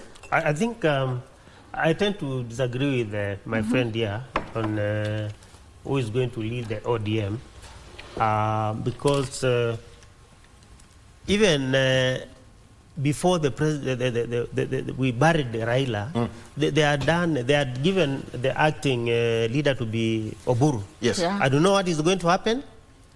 I'm telling you, the president would want to work with Oburu. He's going to continue acting, even for a longer time, because of one thing. Oburu has been very focal on the broad-based government, even more than Raila himself. And what is going to happen is that Ruto is going to want to work with Oburu as the leader of ODM than any other person. And what is going to also happen now is, most of the MPs, most of the leaders from Luo Nyanza, they were elected just because they were hanging on the shoulders of Raila. And now, without Raila, we are going to see a different crop of leaders coming from Luo Nyanza. The present leaders, you could see them crying. They were not crying for Raila himself. They were crying because they cannot win an election without Raila. Even the CSEs. Yeah, even the CSEs. And we are going to lose. In the coming election, we are going to see a different crop of leaders, and we are going to have a different ODM. A bigger faction of ODM is going to run away with Babu Owino. Babu Owino is going to get a good slice from Luo Nyanza because of the youthful nature of him. He's going to get some votes from the youth. And the Wazes are going to remain with the ODM, but the youthful leaders are going to run away with the Baba. So I don't see ODM remaining a united party. Fair enough. Take me back to what you said about President William Ruto not running on UDA. Yeah, President Ruto is not going to run with the UDA. They are going to have a different outfit, because one is going to have a coalition with the ODM. That coalition is not going to be UDA. There is going to be a different formation. There is, even if you look at the last previous elections, there is no president who has run with the same coalition for 2 terms. He's going to form a different coalition because he wants to work with the ODM. There is also the talk of him bringing in Gideon Moi. So they are going to form a different coalition so that he can incorporate Gideon Moi and the ODM and other leaders who would want to work with him for 2027. Should we not see any crack in ODM, Daniel? What would be the way forward? Because now there seems to be a confusion. Let me just say, and for the record, as you comment on that, I'm going to treat this as your closing remarks. There are 2 sides of ODM, 2 sides of the divide in the ODM dispute. One of them is the Orange Democratic Movement. Members who want the party to remain in the broad-based government include Chairperson and Homa Bay Governor Gladys Wanga, National Assembly Minority Whip Junet Mohammed, and Treasury Cabinet Secretary John Badi. Those opposed to the ODM-UDA agreement include Party Secretary General, that is Edwin Sifuna. We also have Siaya Governor James Orengo, his Kisii colleague Simba Aranti and Vihiga Senator Godfrey Otsotsi. But if we talk about Kisii governor, over the week during Mashujaa Day, he said that he would wish that the president made a comeback to ODM. Yes. Your closing remarks. So if you listen to Aranti's remarks, it basically points you to where the thinking is. Like I said before, President Ruto is a founder member of ODM. He may have left because of necessity, but his ideologies, like he said in his speech, he's a political student of ODM. Actually, the reason why he won was because he used Raila Odinga's toolbox to win the presidency. And he has said it. He has said it. And so I don't see the president running away from ODM. And that's why he said that he will not see, he doesn't want to see anyone destroying ODM, which is his party, original party. This is where he learned his politics.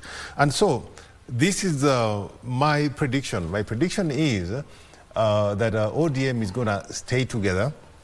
ODM is going to stay within the broad-based government.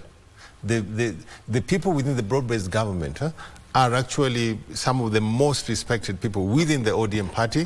Now, if you talk about Baba Wino, and he's my friend, I was with him in Mamboleo, Baba Wino has a lot of support among the youth. However, Baba Wino knows that he has the future. He is the future in ODM. Now, Baba Wino has a chance if he is able to join the broad-based outfit, and work with President Ruto, because President Ruto has demonstrated to the ODM leadership that he can be trusted. The way he has conducted himself in the last few weeks when Baba died, it shows you that this is where he is, this is his home. And, for him to say that ODM will either form the next government or be part of the next government, and when you see Arati saying that they're welcoming him to run in ODM, that is a conversation. You will see ODM members calling on President Ruto to run on ODM. And you will see also other... And so what I'm saying is that at the end of the day, UDA may not be the party he runs on, but then it's going to be an alliance, whether it's Kenya Kwanza or they maybe call it another alliance. That is the alliance that will include UDA, will include ODM, and some of the like-minded party that will coalesce, under President Ruto, to give him a second term. Okay. Yeah. I want to throw a span in the works. We are talking about UDA, we are talking about President William Ruto and other members. But who is the patron of Azimio? The patron? Patron of Azimio. Uhuru Kenyatta. Are we not talking about him? They are forgetting him. Uhuru Kenyatta. Are we not seeing his silence? And Jubilee had their SNDC 3 weeks ago or something? Let me tell you, Azimio, and we give the other, but Azimio actually was a big letdown to the people, the ODM people. You know my point. People thought that Azimio, Uhuru Kenyatta would be able to help Raila win the presidency. But at the end of the day, what happened, you see what happened. If we were Martha Karua as a running mate, never delivered, a significant portion from central Kenya. For example, Kenyan politics is almost like that. But Martha Karua never delivered. And so I do not see Azimio, like I quote Kalonzo. Kalonzo said actually Azimio is dead. If you quote Kalonzo, he's already gone. You understand? It is just maybe on paper, but it is already gone. So I don't see Azimio playing, much whatever part in the coming dispensation. However, I know that of course right now Matiang'i is there, Uhuru Kenyatta is there, but Uhuru Kenyatta, of late you've been seeing him with President Ruto. Most likely, if it doesn't support the alliance that ODM has with Ruto, then he may likely go with Matiang'i and another alliance, which we never know. That is something that I really don't want to talk because I don't know about it. Hypothetically speaking, what of him coming back to re-energize and to oil the splinter group of ODM if ODM splits? Are we able to see a reunion of Jubilee and the splinter group of ODM? Absolutely. So Uhuru, we cannot ignore Uhuru at any one point. You saw him even in Nyayo, how the young people applauded him. Everyone applauded him. Even when he went to Bondo, he was really applauded. So that's another force. And he went back the following year. Yes, he went back, and he went as Azimio, and so we cannot say Azimio. Kalonzo had no right to say Azimio is dead. It was not the end of Azimio, and the end of Azimio was Uhuru Kenyatta. So Kenyatta is not also going anywhere soon. Even he said he's not even dying soon. So Kenyatta is around and he is a force. Forget about people like Gachagua and people like Kahiga, of whom I'm going to talk to before I close. And so Kenyatta is there, and the factions of ODM are going. ODM will remain. But more, it will remain more as a Nyanza, not Nyanza, Luo party. And even that Luo party, it will still be divided. But ODM has structures. It has. The structures, structures were Baba. It is Baba, I'm telling you. If it is Baba who is talking today, I would not be talking the way I'm talking. If Baba was there to say, because I knew, if I'm talking like that, we followed Baba. And when we see these differences, and then my friend like Daniel here saying, leadership goes here and goes there, I wish he was saying, even UDA itself, the leadership is not just with the Kalenjins, it's everywhere. So we should be seeing other people being incorporated, and that is not happening soon. We should see people like Sifuna's opinion being respected, because he's been a very good Secretary General defender of ODM. But we see now people fighting someone like Sifuna. Sifuna has a crowd of people, young people, all over the country. He's from a different tribe. And just imagine if he goes out there in Eastern Province, where he's really liked. If he comes to Western, where is his home, in Nairobi, where he controls, and talk to these young people and look to everyone. ODM will be divided. It will be there, but more of Luo party. And people will be in ODM. That does not guarantee Ruto the vote. Being in ODM, you have the right not to vote. Sio lazima you vote where members of the party are voting. You have a free mind. You can go to the voting box and skip the presidency or vote someone else. So that is not going to happen. And Kenyatta is going there to remain. And now I'd like to talk to Governor Kahiga before I finish. He made a reckless statement yesterday about Baba, the dead. We as Africans, we don't do that. And it's unfortunate that he's trying to single out, saying the Kikuyus have said. I'm sure the Kikuyus are not at war with the Luo people or any Kenyan. Your statement, Kahiga, was careless and cold and civilized, crude and African and inhumane, if I may tell you. You are not even worthy being called a governor. That's very wrong as a human being. Leave Baba alone. We are mourning Baba. Okay? Thank you. I'm from Meru and I'm not with you. So when you're saying, I'm glad you kusema mulima, you said the Kikuyus, of which I know even 90% of the Kikuyus are not agreeing with you. We may have differences, personal ones, but don't bring this one as a joke. There's another crop of youth also who are doing some nonsense like content creation, copying Uhuru's junior son.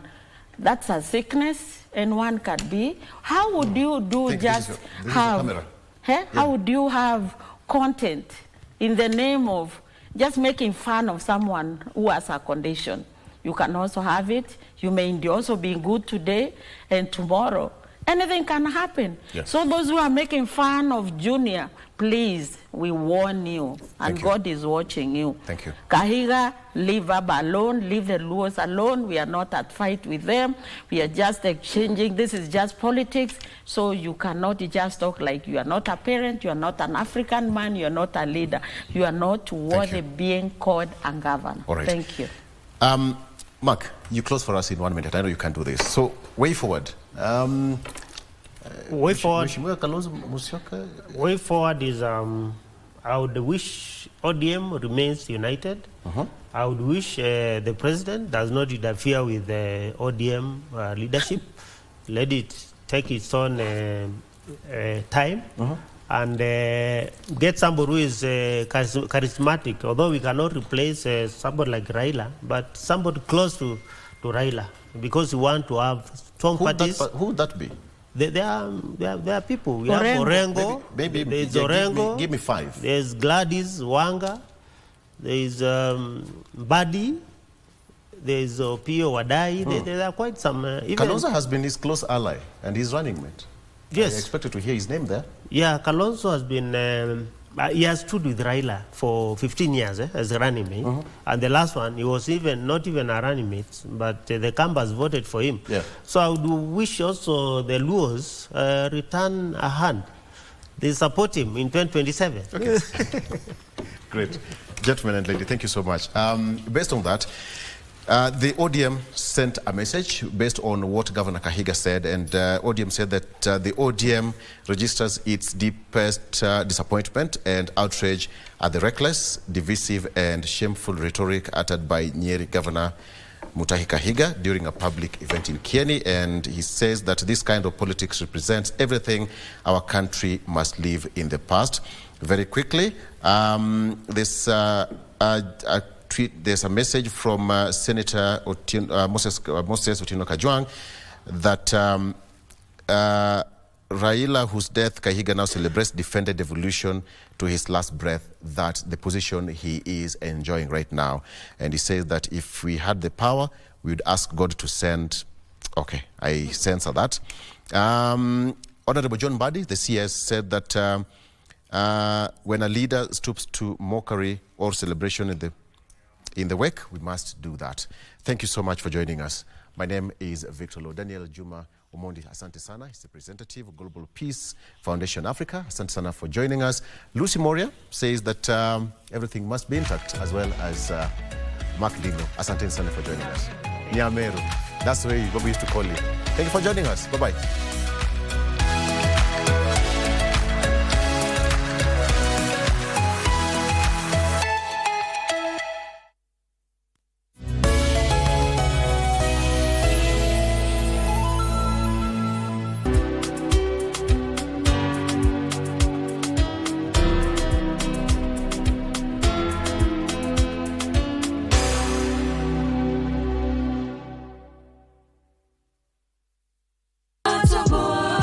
Kanisani. Wewe unaenda kulewa, unarudi ukianguka kwa barabara. Badala unipigie makofi, unanipigia kelele. Tukavurugana juu ya madeni ya Elijah. Bado unamkubalia akunywe. We, makubwa. Nilijipata huko aje? Haukumbuki jambo lolote lile. Sasa tutatoa wapi huyu mtu shwali? Wetu ndio ulikuwa hopi yetu. Hopi nini tena? Kila kitu kilifanyika mbio sana. Umenisaidia sana kwa swala hili. Hebu ngoja kwanza hapo umebeba nini? Nitumaini nimekuletea tu exchange na kaamnyeso. Hebu twende. Mimi sitaki tabia. Nilikwambia tabia hii ukome, lakini Friday night again. Greetings in the name of the Most High Jah Rastafari. My good name is Marley Moses, the positive warrior, alongside. Yes, sir, DJ D-Rage, the baddest. Each and every Wednesday from 10 p.m. on KBC Channel 1 TV. Tunakuletea the biggest reggae party in 254 in a yard extra. Extra niceness of reggae music. Extra dose of entertainment. When the thing is nice, we have to do it twice.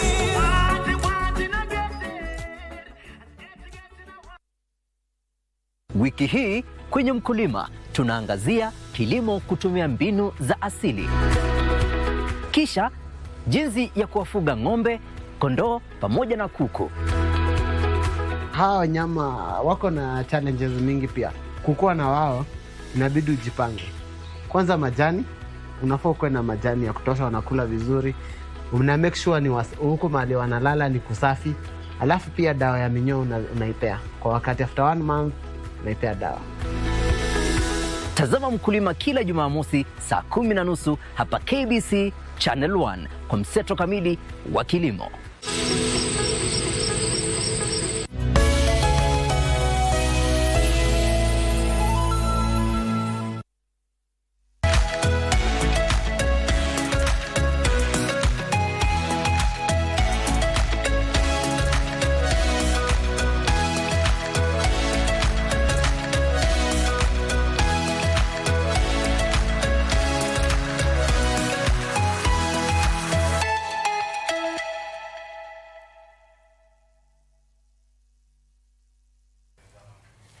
Thank you for staying with us. This is Good Morning Kenya, and we have officially gotten into our Women at the Forefront segment. And as I had promised you earlier, I have with me the co-founder and executive director of African Future Lab. Her name is Lilian Omubieye, PhD, and she's here to just talk to us about the change that they are making as African Future Lab. So the topic of conversation is champions for change, and we're just going to be looking at women activists driving social progress. How about we just get right into the conversation? Welcome to the program. It's a pleasure to have you on the show this morning.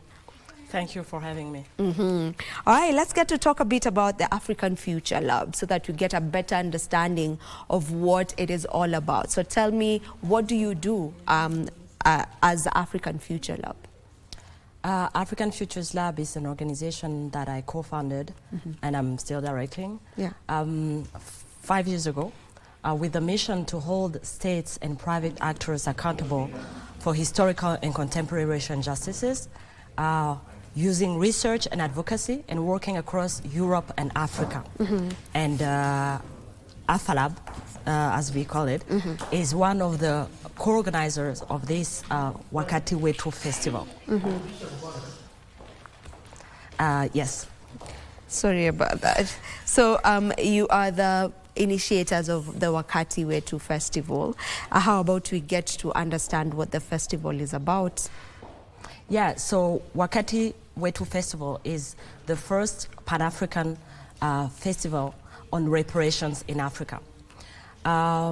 We are co-organizing it, so there are 4 organizations, African Futures Lab, Reform Initiative, Baraza Media Lab, and Deep South Solidarity Fund.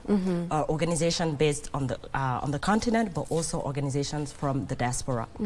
And the goal, the objective is to democratize the conversation on reparations for colonial injustices and neocolonialism.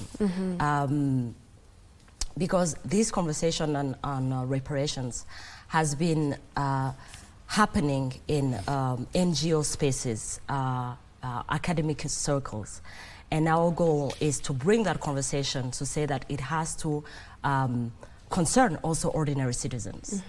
And one way to do that is to use art and culture, to use music, to use paintings, to use videos, to use comedy. So there are different ways to sound the alarm and to say this is not a conversation that concerns only the diaspora or that is concerned only the past. It's a conversation that needs to happen now because many of the crises that we are going through, whether it's the debt crisis, many African countries are facing this debt crisis, the climate crisis, we saw it with the COVID. Many of them are current manifestation of these these inequalities between the global north and the global south, which are the legacy of the colonial system.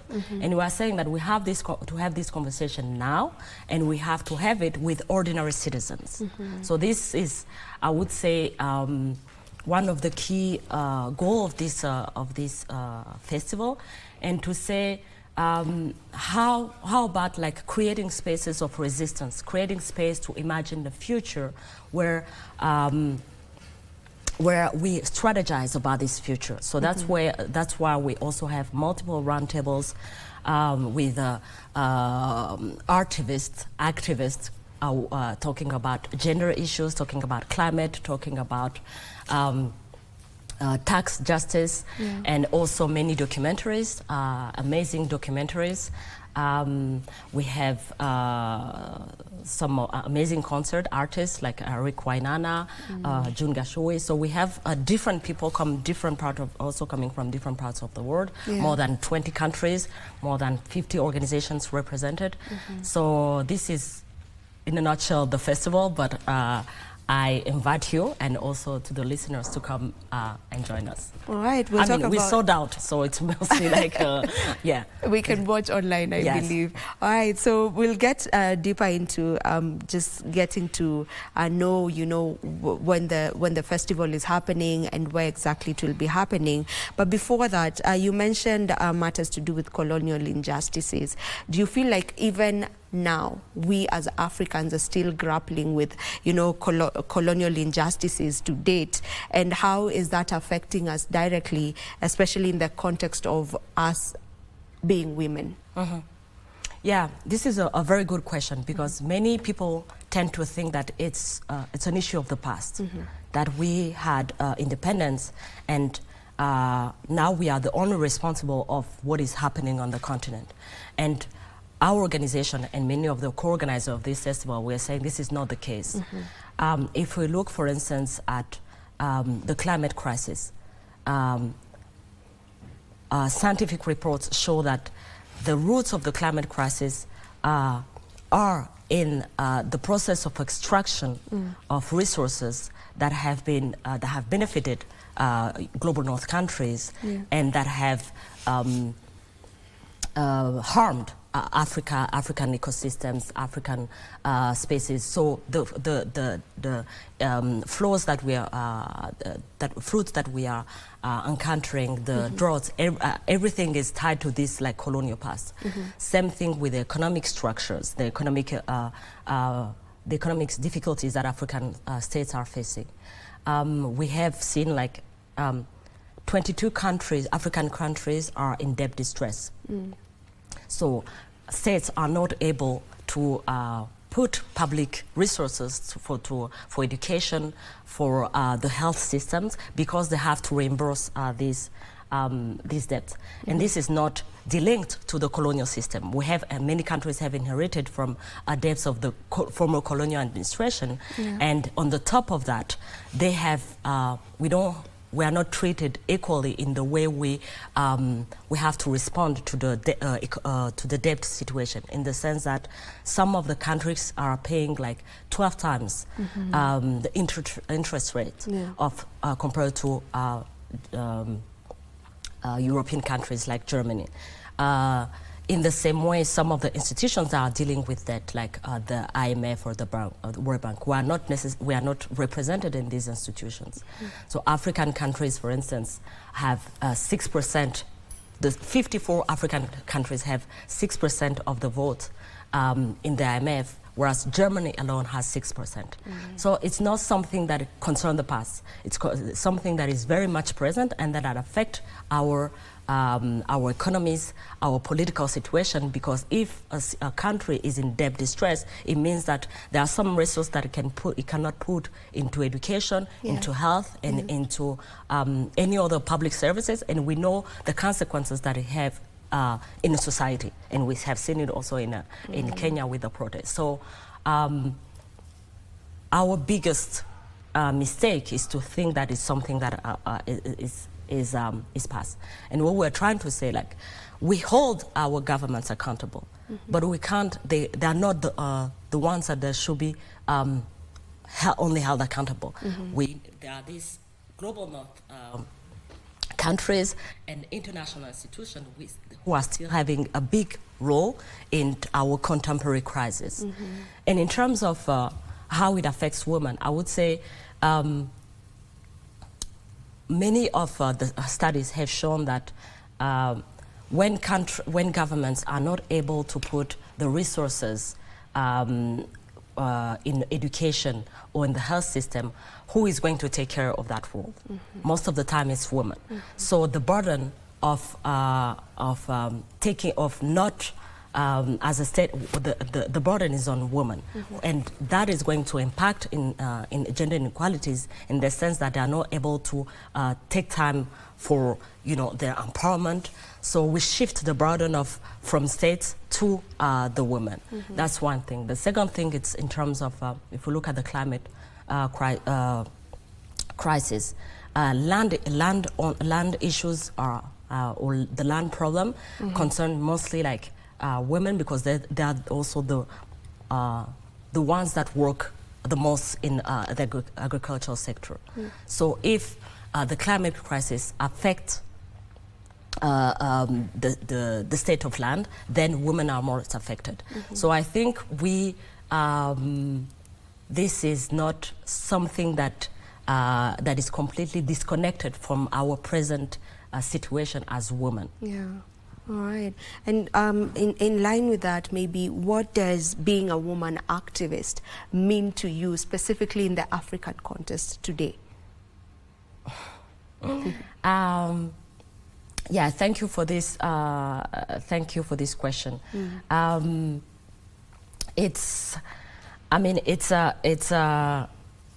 would say it's not necessarily an easy battle, because I think we have somehow a double burden, double pain, because we have to challenge patriarchy, but also the colonial capitalist system that we live in. So what we know in history is that patriarchy and the colonial system have been working hand in hand. We know that colonialism has affected women in a very specific way, in the sense that we have been depoliticized. The role that we used to have in the former colonial, before the colonial systems was different. And the colonial system has dismantled like the roles that we used to have. So we lost somehow our political power. In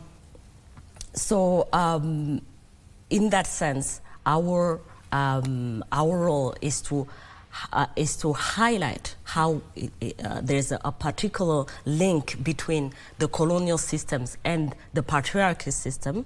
So showing at that, highlighting that in the past, and to also show how our grandmothers have fought that, and to build upon their on their fight.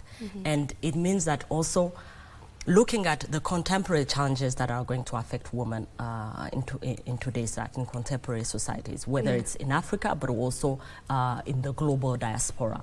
And we know that in multiple sectors, they still have to tackle this double challenge, tackling the patriarchy, tackling the colonial system. So this is, I would say, it's a double burden, but I think we are on the shoulders of giants.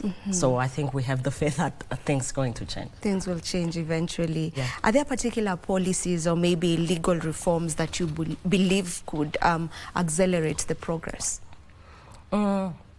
I think the first thing that is important to do is to recognize recognize the harm that has been done, in the sense that the women have been affected. African women have been affected in a particular way. I would like to take a specific example. Many colonial administrations have abducted children from African mothers. There's one case that we are working on, which is the case of mixed-race children that have been abducted by the Belgian colonial administration in DRC, Rwanda, my country, and Burundi. So the policy was to take children who were between 2 and 3, to place them in the religious institutions, and then to separate them from the mothers, because they were considered as a threat to the colonial order. So this is a practice that has been done in these 3 countries, but also in multiple countries in Africa. It's at the heart of the colonial order in the way they understand racial purity. And some of these children are still alive. Some of the mothers are still alive. And we have been working with organizations in DRC, Burundi, but also in Belgium, because they have been asking for justice and reparations for the last 70 years. And there's a recent case in which some of them have managed to condemn the colonial, the Belgian states for crimes against humanity. So for the first time in history, there is a European state that has been condemned for crimes against humanity. And this is, I would say, a big step, a big victory, and the way we would like to go beyond that is to say, now that you have recognized that it's a crime against humanity, let's talk about reparations, because these people are not necessarily, I mean, the lives have been completely destroyed. So it's to go beyond the recognition, but to do justice and to pay reparations, but also to look at the countries, like what happened there. What can we do for these mothers? Because they have been, I mean, as a mother, I can say that if someone takes a child who is 2 or 3, my life will be completely destroyed. So how can we make sure that we go beyond just simple recognition, and we do pay also, there is a form of reparations. And reparations for us is not just financial compensation. It's, in this case, for instance, they have been asking for access to psychological help, access to legal support, it's access to citizenships. So all these kind of different forms that reparations can take. Yeah, and maybe just how better or how well can institutions just come on board to support and even collaborate, you know, in the midst of, you know, people like you as African Futures Lab, you know, with the work that you're doing, how can they come on board and support and collaborate? We welcome the collaboration, because we, first of all, we think that it's fundamental to build solidarity. This is not a fight that only one organization or 5 organizations are going to deploy. We are talking about harms that have been happening for the last 6 centuries, and in many cases are still happening. This is the first thing. Solidarity and global solidarity between Africa and the global diaspora is key. The second thing is to say, and that's also something that we're doing in this festival, is let's start having a conversation on this issue, because in many African public debates, the issue of colonial injustices and neo-colonial injustices is somehow on the margins. So we have to try to see how these legacies are still impacting the present, having that conversation. And if you take the recent example of the protest in Madagascar, people have been protesting like for weeks to challenge the leader. And then suddenly friends come and exfiltrate that leader. So imagine like you protest for weeks, and then you don't have the possibility to hold your leader accountable. So what does it mean for a state for population to have that situation? So I think we have to start to have this conversation, taking them seriously, not just as a historical background, something that doesn't have anything to do with the present, but still like, okay, let's talk about like let's talk about this, and how does it affect the media space? How does it affect the economy space? How does it affect the tax justice space? And then trying to better understand the spectrum of responsibilities in the current crisis that we can have. All right, allow me to cut you short on that. Let's have a break, and then we'll come back to continue with this conversation. Don't go too far.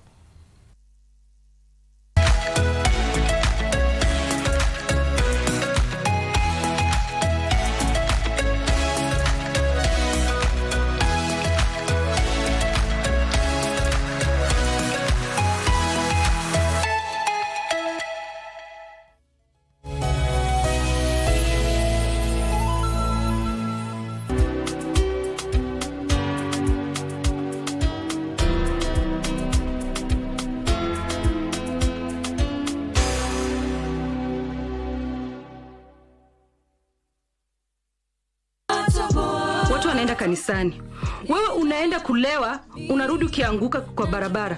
Badala unipigie makofi, unanipigia kelele. Tukavurugana juu ya madeni ya Elijah, bado unamkubalia kunywe. We, makubwa. Nilijipata huko aje? Haukumbuki jambo lolote lile. Sasa tutoto wapi huyu mtu shwali? Wetu ndio ulikuwa hope yetu. Hope ya nini tena? Kila kitu kilifanyika mbio sana. Umenisaidia sana kwa swala hili. Hebu ngoja kwanza hapo umebeba nini? Ni tumaini nimekuletea tu exchange na kaamnyeso. Hebu twende. Mimi sitaki tabia. Nilikwambia tabia hii ukome lakini The world of governance is vast and can be alien to the ordinary man on the street. Critical issues are going to be discussed. From white papers to policy positions, it is easier to get lost in the labyrinth of words. Inside Government takes you to key global metropolis where critical decisions are made and where policies are crafted. We interview policymakers and senior government officials to highlight and enumerate government policies and projects. We take a deep dive into the underbelly of complex red tape to demystify policies across the country, across the world. Join me, O'Brien Kimani, on Inside Government, only on KBC Channel 1. Chapa unakuwa humiliated mbele ya watu, lakini unapata uwezi shtaki, sababu ukishtaki utafungiwa barabara ya kwenda bunge. Kondo ya mwisho na nini? Na kufi. Na katika ulimwengu ya kiroho, unajua litwangwa hiyo kofi ni Mikaeli. Sasa mimi nauliza wewe. Bila nabii ungekuwa wapi? Mimi angekuwa Bachona. Unajua utapata shida. Wewe ndio malaika ama sijakuelewa bado? No. I'm his prophet. Huyu yeye ni nani anawababaisha hivyo? Napina anakusomeanga maisha yako vile iko. Na wewe unaamini? Makwa. Kweli sasa. Ulikuwa umejua list ya millionaires ulikuwa umeingia. Lehamba ya papa. One of the millionaires. Billionaire? Si ndio? Akinirutisha tu kwa hiyo namba. Tafadhali nirutishe.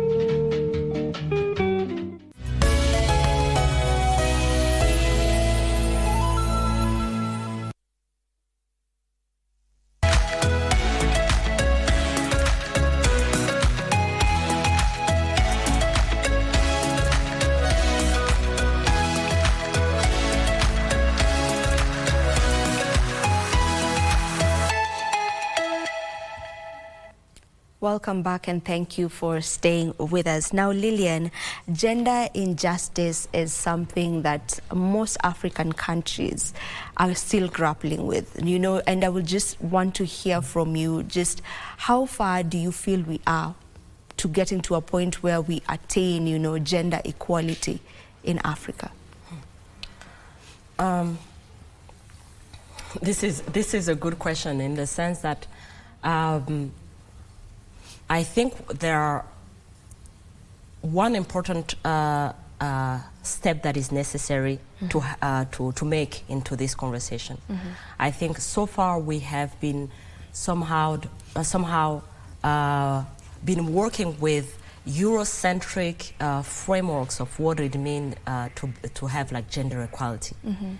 And these Eurocentric policy of frameworks have erased the colonial and racial dimension and specificity of gender injustices on the African continent. And what we are doing, and as African Futures Lab, but also in the context of this festival with the multiple partners, is to say we have to reframe the conversation. We have to take into consideration the ways in which, as I was saying, women, African women have been affected by this colonial system and the way they are still being affected. And one concrete example that I also can give is having these pharmaceutical companies that are going to come in Africa to make experiments on African women who in some cases are still pregnant. There was a recent case on that because they don't do these experiments in Europe. So they will come and do experiments on African women bodies as they used to do in the past. This is only, it's not, if we look at the ways in which we are challenging gender injustices, this is not the cases that, for instance, we're going to tackle. So it stays like, oh, it's a scandal, and then we move on. But in our fights for gender justice, we're not going to, to hold these companies, multinational companies, accountable for the harm that they are doing to African women. Same thing for like the bleaching products. companies that are selling these products, and we know that these products are going to provoke a lot of cancers. So I think we are not there yet, in the sense that we are still working a lot with these Eurocentric frameworks that don't take into consideration the specific ways African women and also other women in the global diaspora are affected by they have this specific type of violence that targets them. All right. Now, as we almost come to a close of this conversation, maybe if you can speak about how tech, you know, and social media, to be specific, is changing the landscape, specifically when it comes to matters women-led activism in Africa. What role is social media playing in it? So there are two things in your question. I think the first thing is to say, yes, social media has played a key role in terms of connecting movements, connecting activists, and giving space to voices that have been silent. You know, having access to with the possibility to express opinions that were not that didn't have access to the media, to traditional media. So in that way, it was like a game changer in terms of giving power, empowering movements to connect themselves, but also to make space for voices that have been marginalized.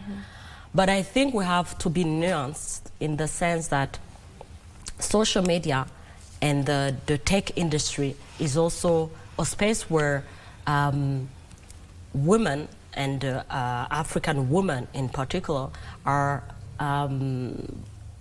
harmed.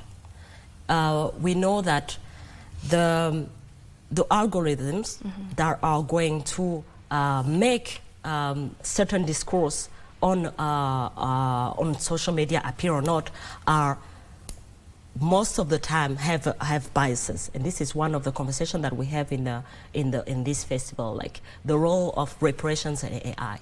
They have racial biases in the sense that most of the time we're going to have stereotypes of Black women, African women, when we are in this space of like when we ask, responses are asked to these algorithms. So the way they are portrayed, the way they are physically represented. So it's not like one response where I say, oh, it's something that is necessarily good, but I think it's also a space that contains a certain form of violence against the women, and we have to be aware that of these these constraints, or more than constraints. I would say it's also a space that needs to be decolonized, the tech world, I would say. I love that. I love that. Now that this specific segment is usually for the younger woman to just try and inspire and show the younger woman that all is possible, and there are women who are actually in these spaces in different fields, and they are doing it, you know. So maybe just what role in all of this, what we've been talking about, what is the role of the younger woman in all of this, and is there space for them in there, and how do they take up these spaces? It's the role, I think it's key, because it's we are rebuilding the future, and I think if we have to rebuild this future of a repaired Africa, of a repaired future for Africans of people of African descent, their role is going to be fundamental in the sense that they are the ones who are going to challenge the narratives that the policies or in the education system that they receive. Let's say when Europeans or international organizations came and say, like, we're going to help Africans and African women, as the international development sector has been saying. I think the role of this of the young generation is to say, no, you're not helping us. Actually, we are helping you. We are helping you building like us. So you are something. So I think this they have this they should have this role of, you know, taking ownership of challenging the discourse, the international discourse, the discourse on Africa and on Africans, and hold them accountable. Because I think we have been for many years silent, or have been accepting the status quo of like there's a superiority of Europe and Western world, and we want to go there, and we Africans have you know, somehow we accepted that narrative. We're inferior to them. But I think we have to challenge them and say, like, we hold you accountable, but also in terms of what we read, or what we receive as a form of education, and also the artists that we listen, the music that we listen, the language that we speak. So giving space to this African knowledge, African cultures, and challenging these global inequalities. All right. Let's finalize by the festival. That is the Wakati Wetu festival. You've already mentioned to us what is expected, you know, of the festival. Just finalize by mentioning when it will be happening and where exactly it's happening. So the festival is happening, is starting today. It will end tomorrow evening at Ntim Sidai. In Karen. We are sold out, but I'm sure that if you have the possibility to follow us through social media and you know, share and you want to exchange about what is happening, you're more than welcome. But unfortunately, we're sold out. But we hope this is the first one of a series of other editions in the future. All right. Thank you so very much, Lillian, for joining us for this conversation. And thank you also for the work that you're doing in the African space. All right. Thank you very much. All right. This is where we end this conversation. Thank you so much for staying with us. Good Morning Kenya does not end here. Mike Megwe is coming right up next, so do not touch that dial.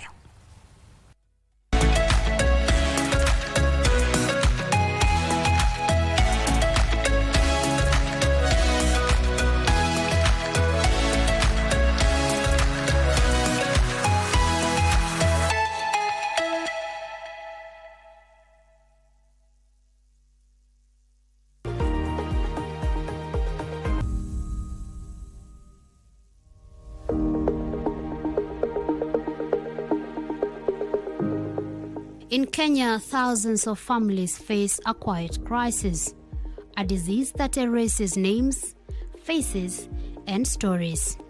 This is Alzheimer's disease, and according to Dr. Magada, Alzheimer's is at times mistaken for dementia. But how do they differ? Alzheimer's disease is part of a group of diseases that cause what we call dementia. Dementia is defined as a progressive decline in cognitive abilities. When we talk about cognitive abilities, we are saying reduction in ability to learn, loss of memory, altered behavior, and so dementia then encompasses many other diseases apart from Alzheimer's. Alzheimer's is part of what we call primary dementia. Other types include vascular dementias, and it's important that we differentiate, because there are also some dementias that are caused by reversible causes, for example, depression. Thyroid disorders can give memory issues. Now, Alzheimer's, in Alzheimer's, there is a part of the brain that controls learning that is usually affected, the hippocampus. It's a part of the brain. So it gets affected, and then you get, the people start declining in their ability to remember things, especially recent memory. They can remember remote memory, the long-term things. things that were done long ago, but they can't remember the immediate things. And that therefore means learning becomes an issue. Alzheimer's in often cases is mistaken for normal aging. However, it affects over 50,000 Kenyans, mostly those over 60 years, but awareness is low. It is still the past, but love, patience, and understanding can protect the present. Alzheimer's is accompanied by various symptoms. You get loss of memory, especially recent memory. You'll find that they may not remember where they have kept their phones or their money. You find some bit of change in behavior. And then some become aggressive. They even, you get for people forgetting the names of others or who they are, yet they're part of the family. So mainly it's the issue of memory, but you get impaired learning as well. And also, like I said, change in behavior. And this progresses from early signs and it keeps going to a situation where now they are not even able to, if they get out of the compound, they will not know how to get back. So they are sort of limited to certain levels. In Kenyan communities, Alzheimer's is often misunderstood. Some call it madness, others think it's a curse. And the progressive brain disorder sadly not only affects thinking, but it also triggers behavior change which could cause trauma. The question is, what are the risk factors of Alzheimer's? Age and genetics. It's a progressive disease. And because it's a progressive disease, sometimes there may be very little that can be done. However, there are certain factors that could sort of precipitate it. We've had from experience patients who, when they are given certain drugs, for example, sedatives or drugs to alter their behavior, antipsychotics, then the symptoms are triggered. So usually we have to look around nutrition, we have to look around factors that would alter their mood, causing depression. We have to look around drugs that they could be taking. We have to look around the underlying comorbidities, underlying the diseases, for example, diabetes, hypertension. We have to look around all those to make sure they are well taken care of, because they pose a risk in precipitating memory disturbances in a patient who is already genetically predisposed or age-wise predisposed. While there is no cure for Alzheimer's, early diagnosis and compassionate care can make a difference. But what is the treatment plan for Alzheimer's? Some of the treatments that we employ are treatments that improve nerve function. If, for example, there is underlying stroke, we give treatments that would prevent further deterioration in nerve damage. If we are suspecting vitamin deficiencies, we give treatments that sort of supplements that improve the brain function. We have some newer treatments in the area of what we call immunotherapy. And those are the treatments that seem to be having some impact, although we are yet to assess whether it's major impact or not. Despite the efforts to fight against this disease in the country and around the globe, the medical field still faces various setbacks and limitations of current treatment plans. The newer treatments are expensive.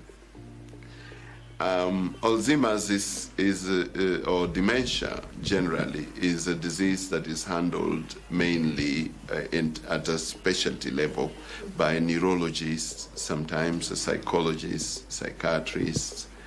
And so some of these, getting access to a neurologist, we don't have very many in the country, so that's one more limitation.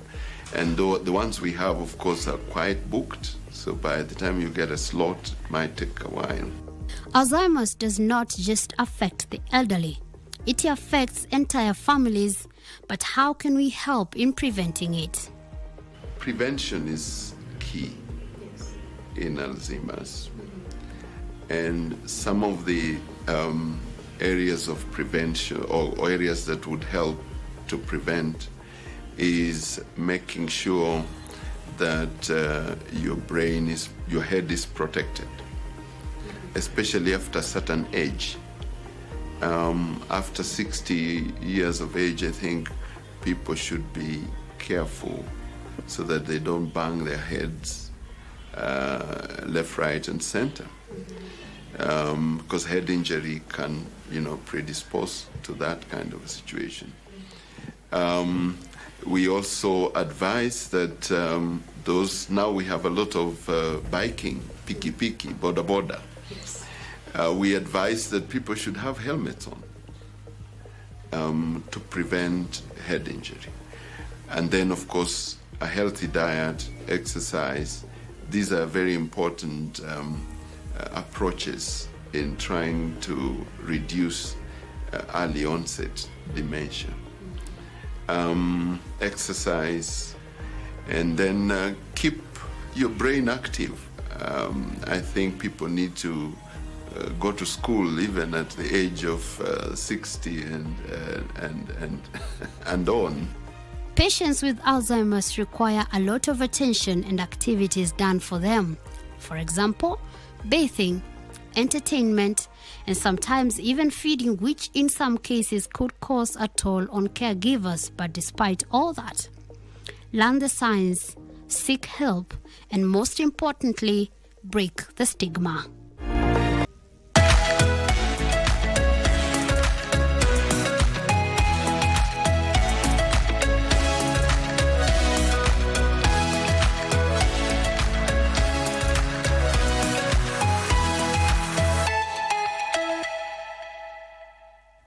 At 55 minutes past 8 a.m. Welcome back to Good Morning Kenya. My name is Mike Miguel. Now we take a look at a different topic that centers around the Mechanical and Transport Directorate that falls within the Ministry of Roads and Transport. What is its mandate and its contribution to the wider goal of infrastructure within the country? And for that conversation in studio, I'm joined by Engineer Jeremiah Kivuva, who is a regional mechanical engineer in Meru region. Welcome to program. Thank you, sir. And also Engineer Benedict Mutunga, who is the Deputy Chief Mechanical Engineer at the Mechanical and Transport Directorate, State Department for Roads. Karibu sana to the program. And thank you. How are you doing this morning? I'm doing fine. Yes. Yes. Thank you. Now let's talk about Mechanical and Transport Directorate. First of all, for anyone who is hearing this directorate for the first time, and I'll start with you, Engineer Benedict. What is MTD? What is its mandate within now the Ministry of Roads and Transport? Okay, thank you.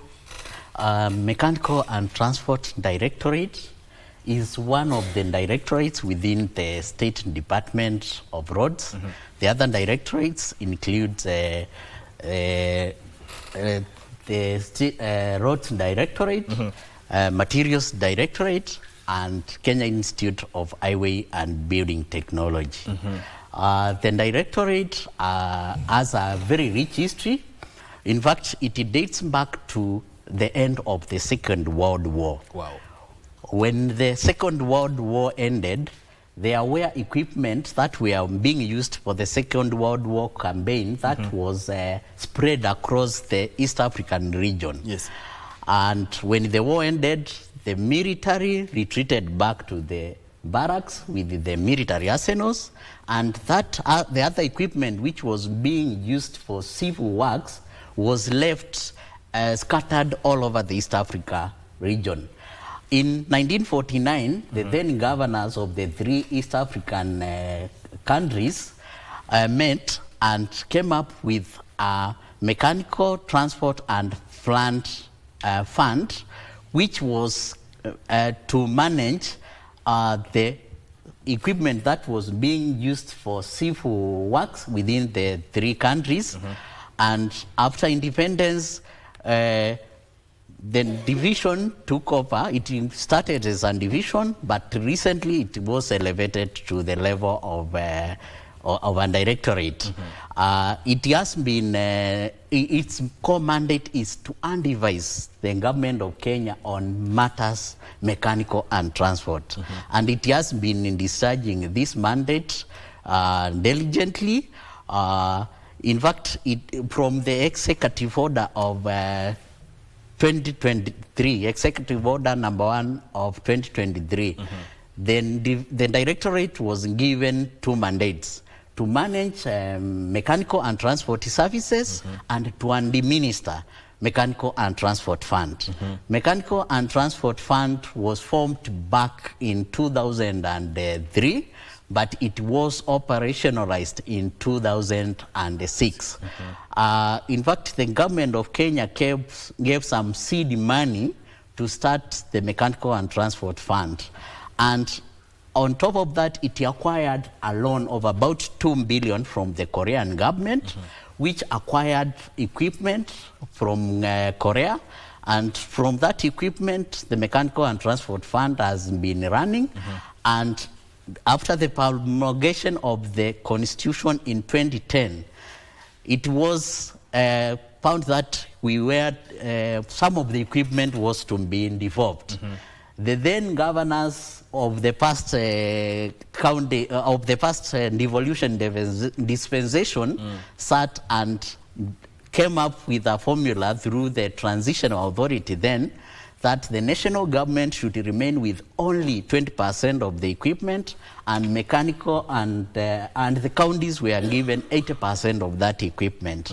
So mechanical and transport fund got its capacity go down, but since then it has been going up.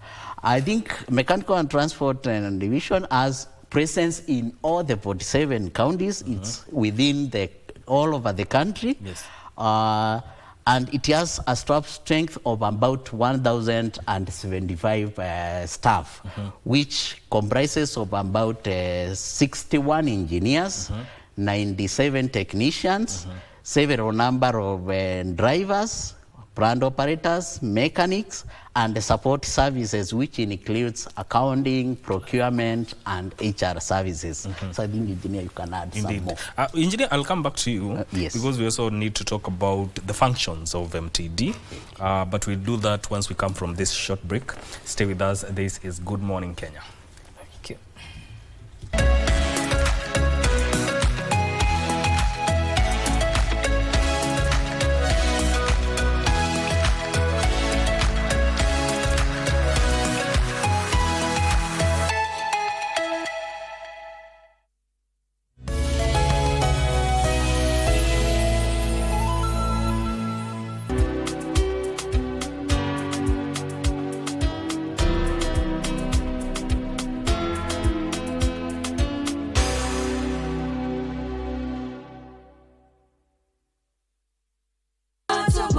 Watu wanaenda kanisani, wewe unaenda kulewa, unarudi ukianguka kwa barabara.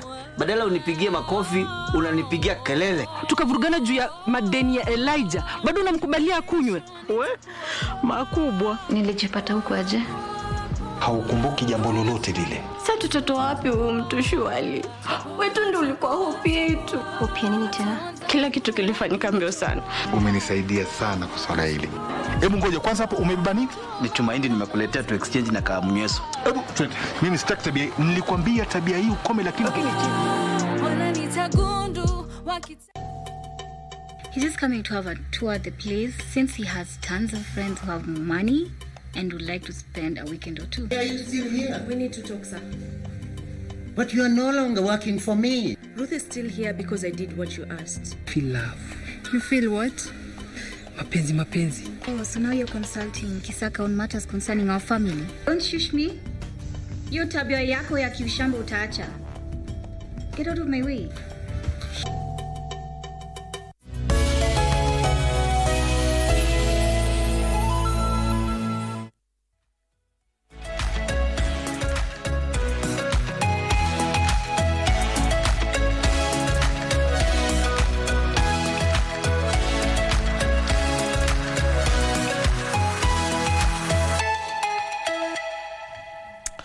We are talking about the Mechanical and Transport Directorate that falls under the Ministry of Roads and Transport.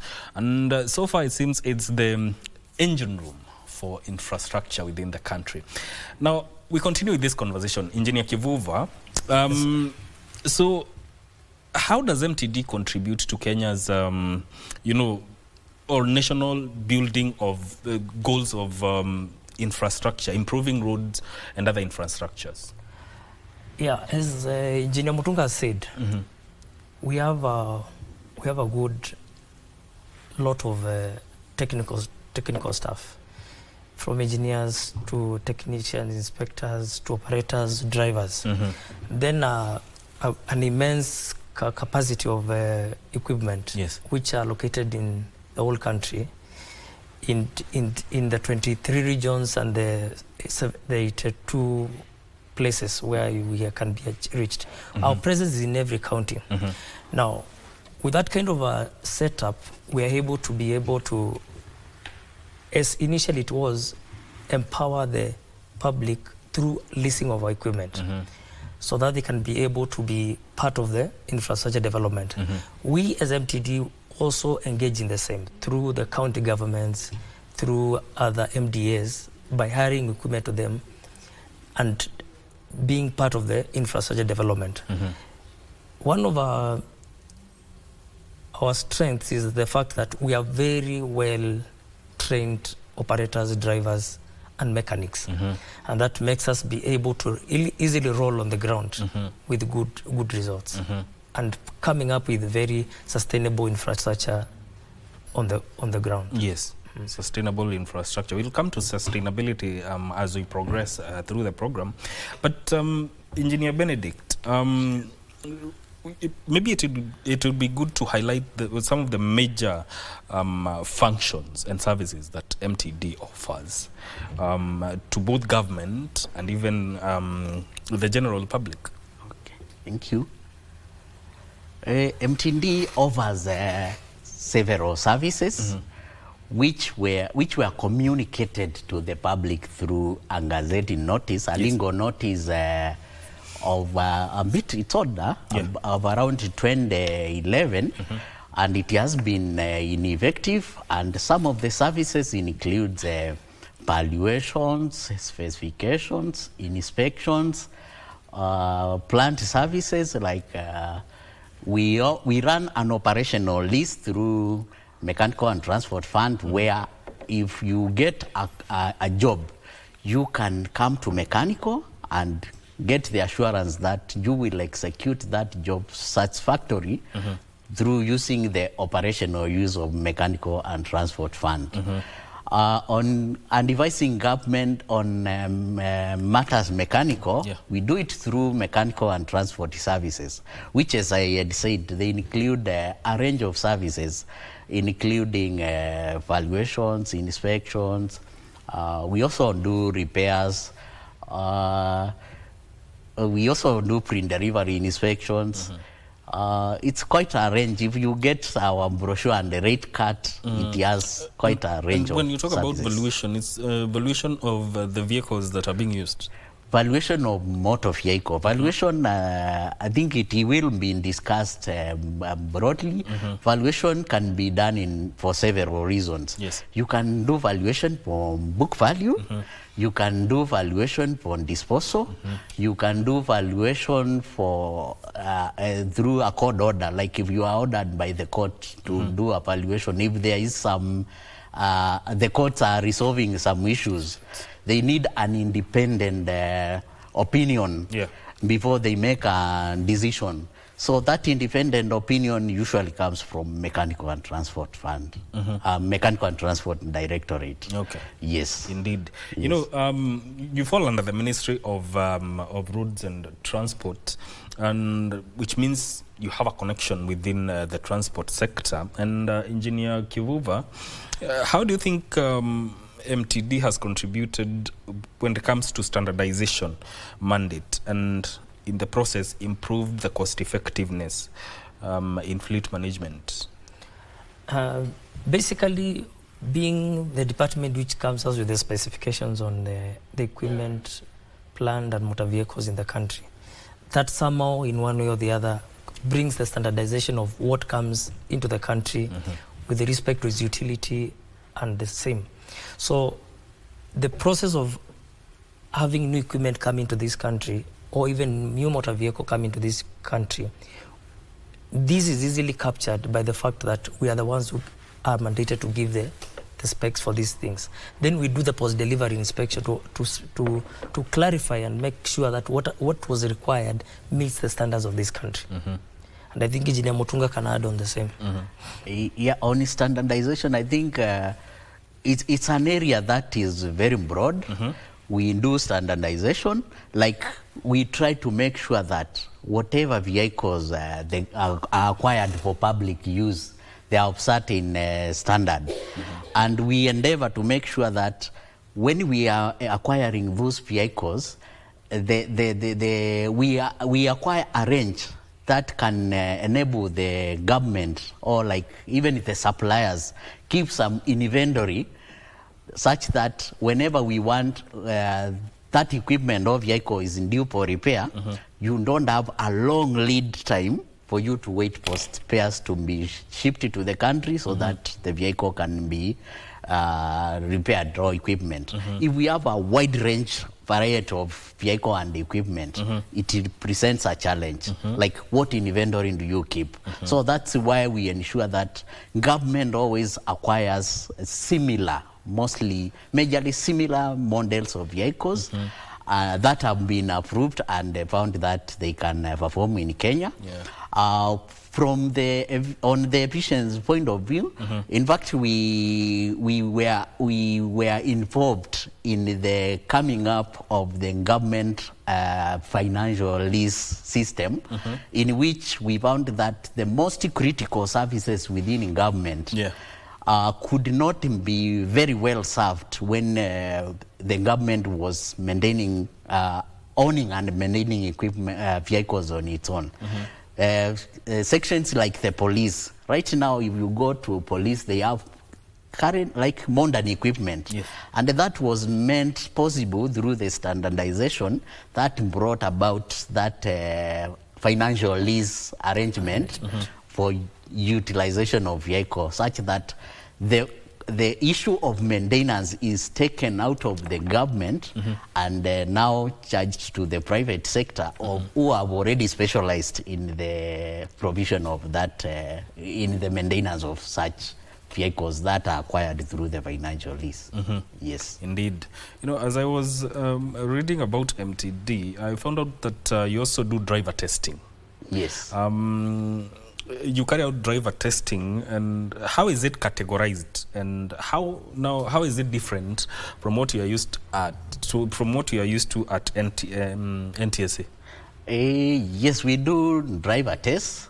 It's categorized from suitability tests, which is our entry point. Yes. Suitability tests is a way of ensuring that a driver is competent enough and can be employed to the government as a driver, or any public institution, or any institution that might require someone to have a suitability before joining them. Yes. Is suitability test differs from the tests administered by NTSA in that there is a threshold for person to undertake that exam. For you to undertake suitability test, you should have had at least a D+, which is the minimum qualification for a driver to join public service as it was set by the public service. So for you to do suitability, you should have that minimum qualification. And after you have done a suitability, you will, if you are recruited to the government, that when you do now the occupational tests, which are promotional tests. Yeah, they are majorly geared towards the career progression of people who join the government as plant operators or drivers. Yes. You've talked about categories. Yes. And also, you know, Engineer Kivuva, what specific skills are assessed during this driver's test? Basically, it's about vehicle control, and especially on the capacity to be able to manage to manage operations on the main road, specifically on issues of on cognizance on road signs, also being able to address the issue of in case of any risks. Like we also do conduct what we call defensive driving. Those kind of skills are the ones you test with. This person aware of the rules which are supposed to be used on the roads, and if he's aware about the rules, what are some of the cautionary measures he's supposed to take when he's on the road, so that we have safe drives on our roads and reduce the rate of accidents in our roads. Yes. Engineer Benedict, you know, still on this testing, these are the people you test are the ones who want to work for the government. Yes. What about collaboration within the private sector? How do you operate? Do they come for you for these tests, or what happens? Yes, there are some instances where private operators or private entities, for example, Magadi. Before Magadi, they involve us in their recruitment of Magadi Soda, that is. They involve us in recruitment of their operators and the drivers, and they require them to have the suitability. So the suitability or the occupational tests. So when they want to have their drivers tested, they usually write to the chief mechanical engineer and requesting for that service, and then that service is administered as per the standards of the Ministry of Roads and Transport. Yes. Yes. Let's look at the road sectors now. Engineer Kivuva, who are the primary users of the mechanical and transport fund, equipment for hire service? Equipment available in Mechanical and Transport Directorate are available for use by both private and government sector. And the rates are also specified through a gazette notice. Yes. Whereby in the government sector the rates are lower, and in the private sector they are a bit higher. This equipment available for lease for all the functions appertaining infrastructure, in building construction, and even in the road construction. Now, in the road construction sector, where basically most of our equipment are highly utilized, there is private hire, whereby individual people can come and lease our equipment, plant and motor vehicles for use in road construction. And then there is also the government sector, basically the county governments, which have found a refuge in our facilities because of the fact that we can be able to offer quality and cheap infrastructure through using of MTF facilities, because we are non-government, we are a government institution, and we are not profit making. The fact that we are not profit making means that most of the money which will be given for the roads construction will go to the road, and so we'll have a higher output and a higher quality based on the fact that we are not profit making. We are not looking at anything beyond just the delivery of quality roads in our country. And so with this wide distribution of the availability of equipment across the country, these counties, these parastatals, even like Kenyan GDC, we have been very much involved in GDC in setting up of their rig spaces and also the infrastructure in the geothermal space.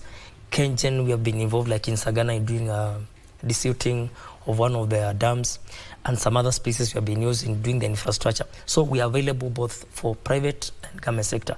Also through what we call the force account, which can be implemented through KERA, basically KERA, whereby MPs can give money through KERA for administration, and then MTD implements the same on the ground.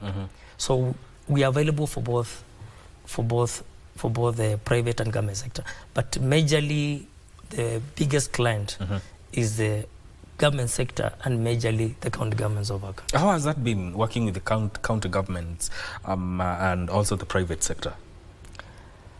With respect to how you work with county governments? The process is just simple. The process involves us initially surveying the roads, getting to know what is their need. Then from the need with respect to the roads, we identify the equipment need also. Then based on that, we do a quotation for the same. When the quotation is agreeable on both parties, then we do a contract. Based on this contract and the way the policy works with MTD is such that you have to pay the fund before they execute.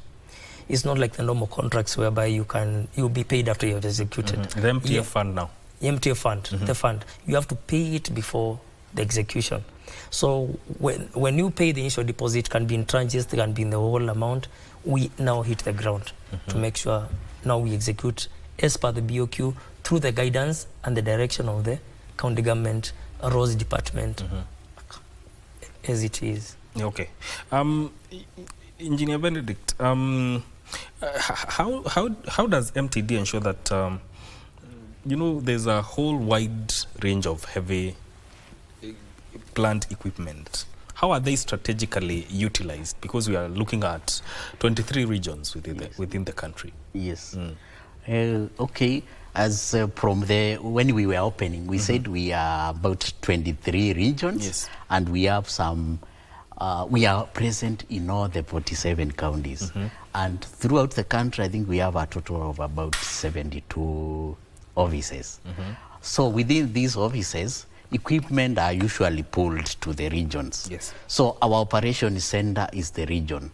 A region will cover several counties, and within the needs within that county are usually addressed through that regional office, and it has been effective.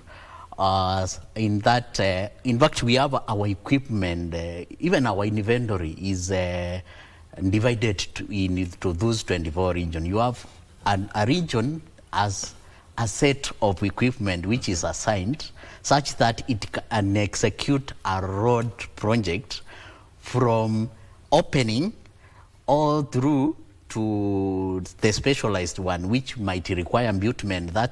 And we don't, okay, for embutment equipment, we don't have much. We have recently acquired just a few. So that one we usually mobilize where there is need. In fact, we even got some soil stabilization equipment from the government of Japan, and that equipment has been moving throughout. There are only 2 throughout the country, but we make sure wherever there is a demand, we deliver the equipment. But the ones for doing basic road works up to the point of processing of a road, we ensure that each region has at least a set or 2 sets of equipment that can execute works. And we also move the equipment according to demand. Whenever we have a county government that has higher demand, we usually mobilize more capacity to cater for that demand. Because the way the demand for equipment is, you find that the counties don't execute the works at the same time. Even the private contractors don't execute the works at the same time. So we prioritize depending on the demand. We are currently not having enough. Okay, we might have some cases where we are short of capacity, but the way roads works are done in Kenya with the procurement process, you find that all the activities are rolled at the same time. But the Mechanical and Transport Directorate is in the process of negotiating for more recapitalization, and we are planning to bring in more equipment, especially on the specialized. Like you see, there is a gap in Kenya. Local contractors are being empowered through Mechanical and Transport Fund, and they have acquired equipment. But that equipment which has been acquired can only do works up to a certain level. But when you want to do up to bitumen standard, there's a gap where you find that contracts are usually given to companies that are from outside Kenya. But now MTD is planning now to bridge that gap and empower contractors again, the way it did for the basic operations of our infrastructure development. Now we want to acquire equipment that will bridge for the gap and ensure that our contractors can also compete effectively for big contracts within our country. And that will ensure that our economy grows, because most of the value addition to the road infrastructure will be done by locals. Yes. Yes. Indeed. You know, we talked about MTF, Engineer Kivuva, and you know, where money is involved, issues of transparency do come up. So my question to you is, what oversight is there to ensure that there is transparency, especially when MTD advises on the procurement and disposal of assets?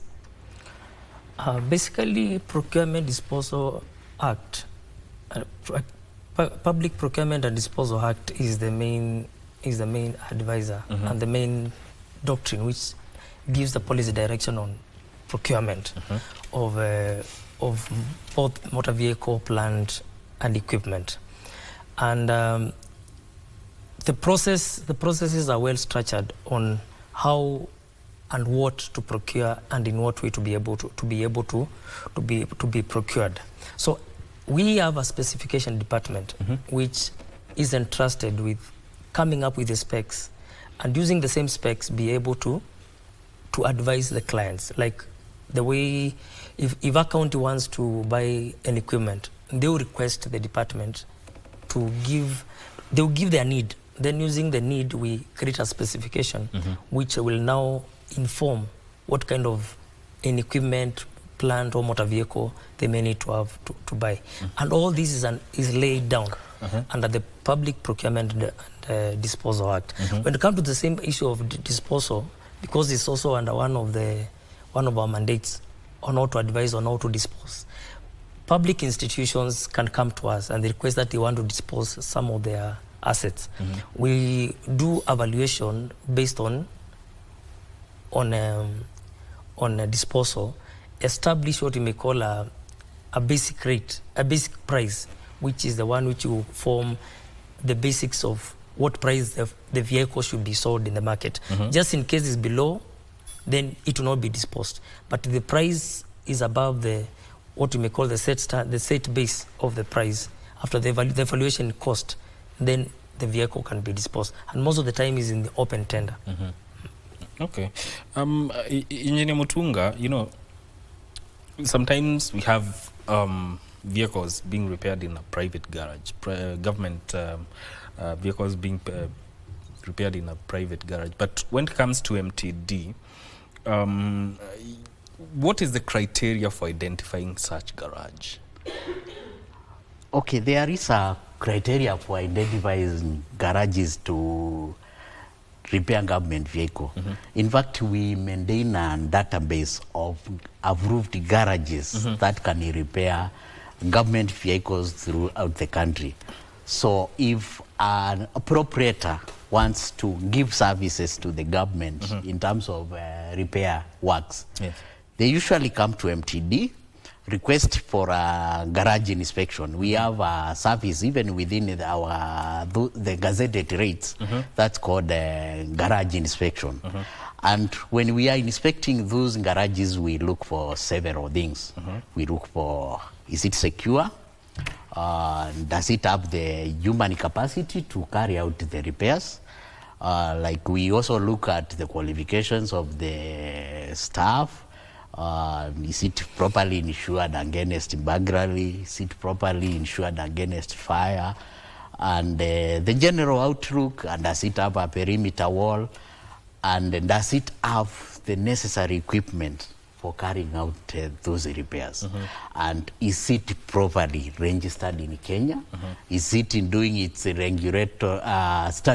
duty of paying taxes? So those are some of the criteria we look when we are registering private garages to repair government vehicles. Okay. Yes. Still on you, Engineer Mutunga.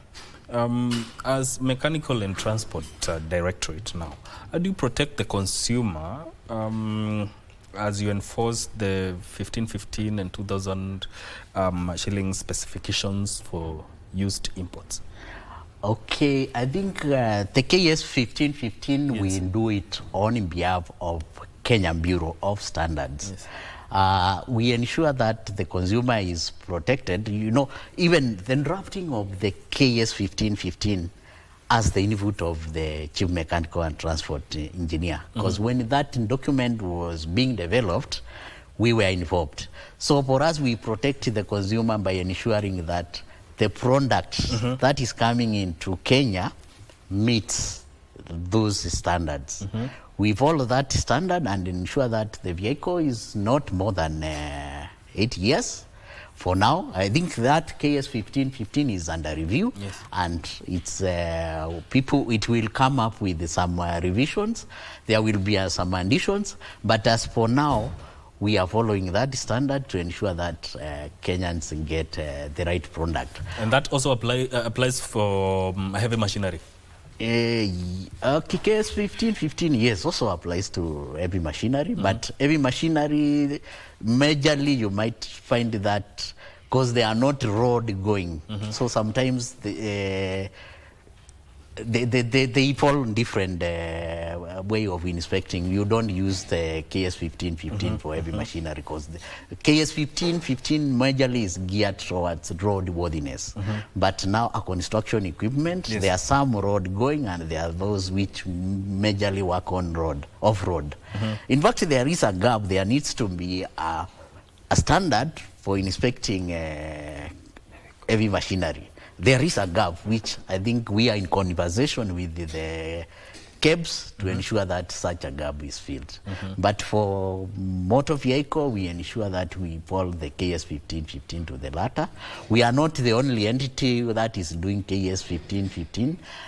KEBS has licensed some independent inspectors from the country of origin of the vehicle.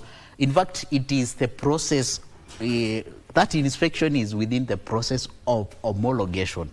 Homologation, I think it's a lingo term that guarantees the society that whatever product has been brought to this country is fit and safe for use on our roads. So KS 1515 is part of the homologation process, and now we are in conversation with other stakeholders to ensure that the homologation process is well elaborated within our country, and we have the necessary tools that will guide the process of homologation. So you also work hand in hand with KEBS? Yes, we do. Okay. Engineer Kivuva, you know, what is the most requested purpose from for MTD, especially when it comes to vehicle and equipment, valuation services?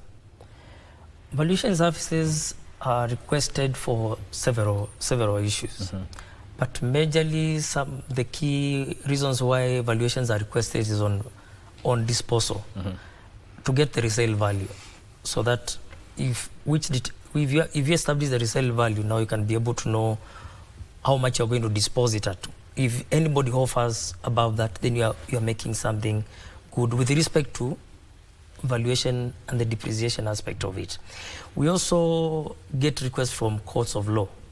Maybe if an issue is around an equipment, vehicle, and maybe a plant, we may be involved to give a valuation based on it from the courts of law. Another basis is on insurance issues, to establish the value of the vehicle, so that value can determine what is it going to be insured against. Another one is on issues of loans. Before a loan is given on an asset, on a capital asset like a vehicle, they will need to know what is the value of this vehicle, so that all this plant, all this equipment, so that now the loan determination can be based on that. And those are basically the 4 key places whereby the public would come to us for valuation of plant, motor vehicle, and equipment. Okay. Let's say, still on you, let's say a vehicle fails post-repair inspection. What are the consequences? One, when it fails a post-repair inspection, the key thing is just to go back to for them to correct what has been noticed not to have been done. Because the pre-repair inspection, that is the mechanical inspection we do, will state everything we need to be done on the vehicle, or the plant, or the equipment. When the merchant or the person now supposed to do the repairs goes and does the repairs, it comes back for post-repair. We don't charge post-repair. Actually, we do it for free.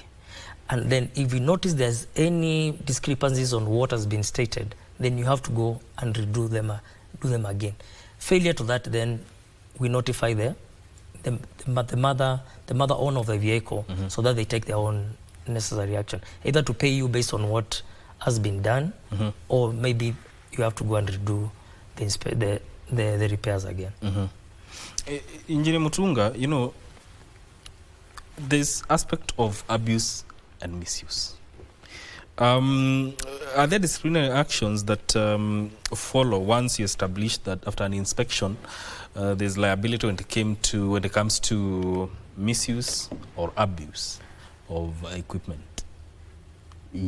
Yes, there are consequences if an equipment or a motor vehicle is misused. In fact, for motor vehicle, I think it even involves the government vehicle check units. Okay. Yeah, they do random checks and ensure that government vehicles are well utilized. And in case, like for Mechanical and Transport Directorate, we even have our procedure. Like if we establish a misuse or abuse of a vehicle, we usually take disciplinary action through the laid down procedures in human resource. Like if somebody abuses a vehicle, is issued with a show cause letter. If he doesn't give a satisfactory answer to that misuse, it's usually the person in charge of the Mechanical and Transport Directorate escalates that matter to the Ministerial Human Resource and Advisory Committee.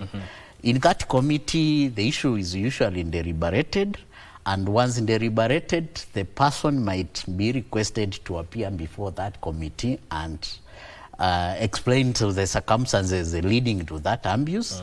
If it's not satisfactory, that committee can recommend. It can recommend some sanctions, which might include a warning letter, suspension, interdictions, and to the worst case scenario, sacking.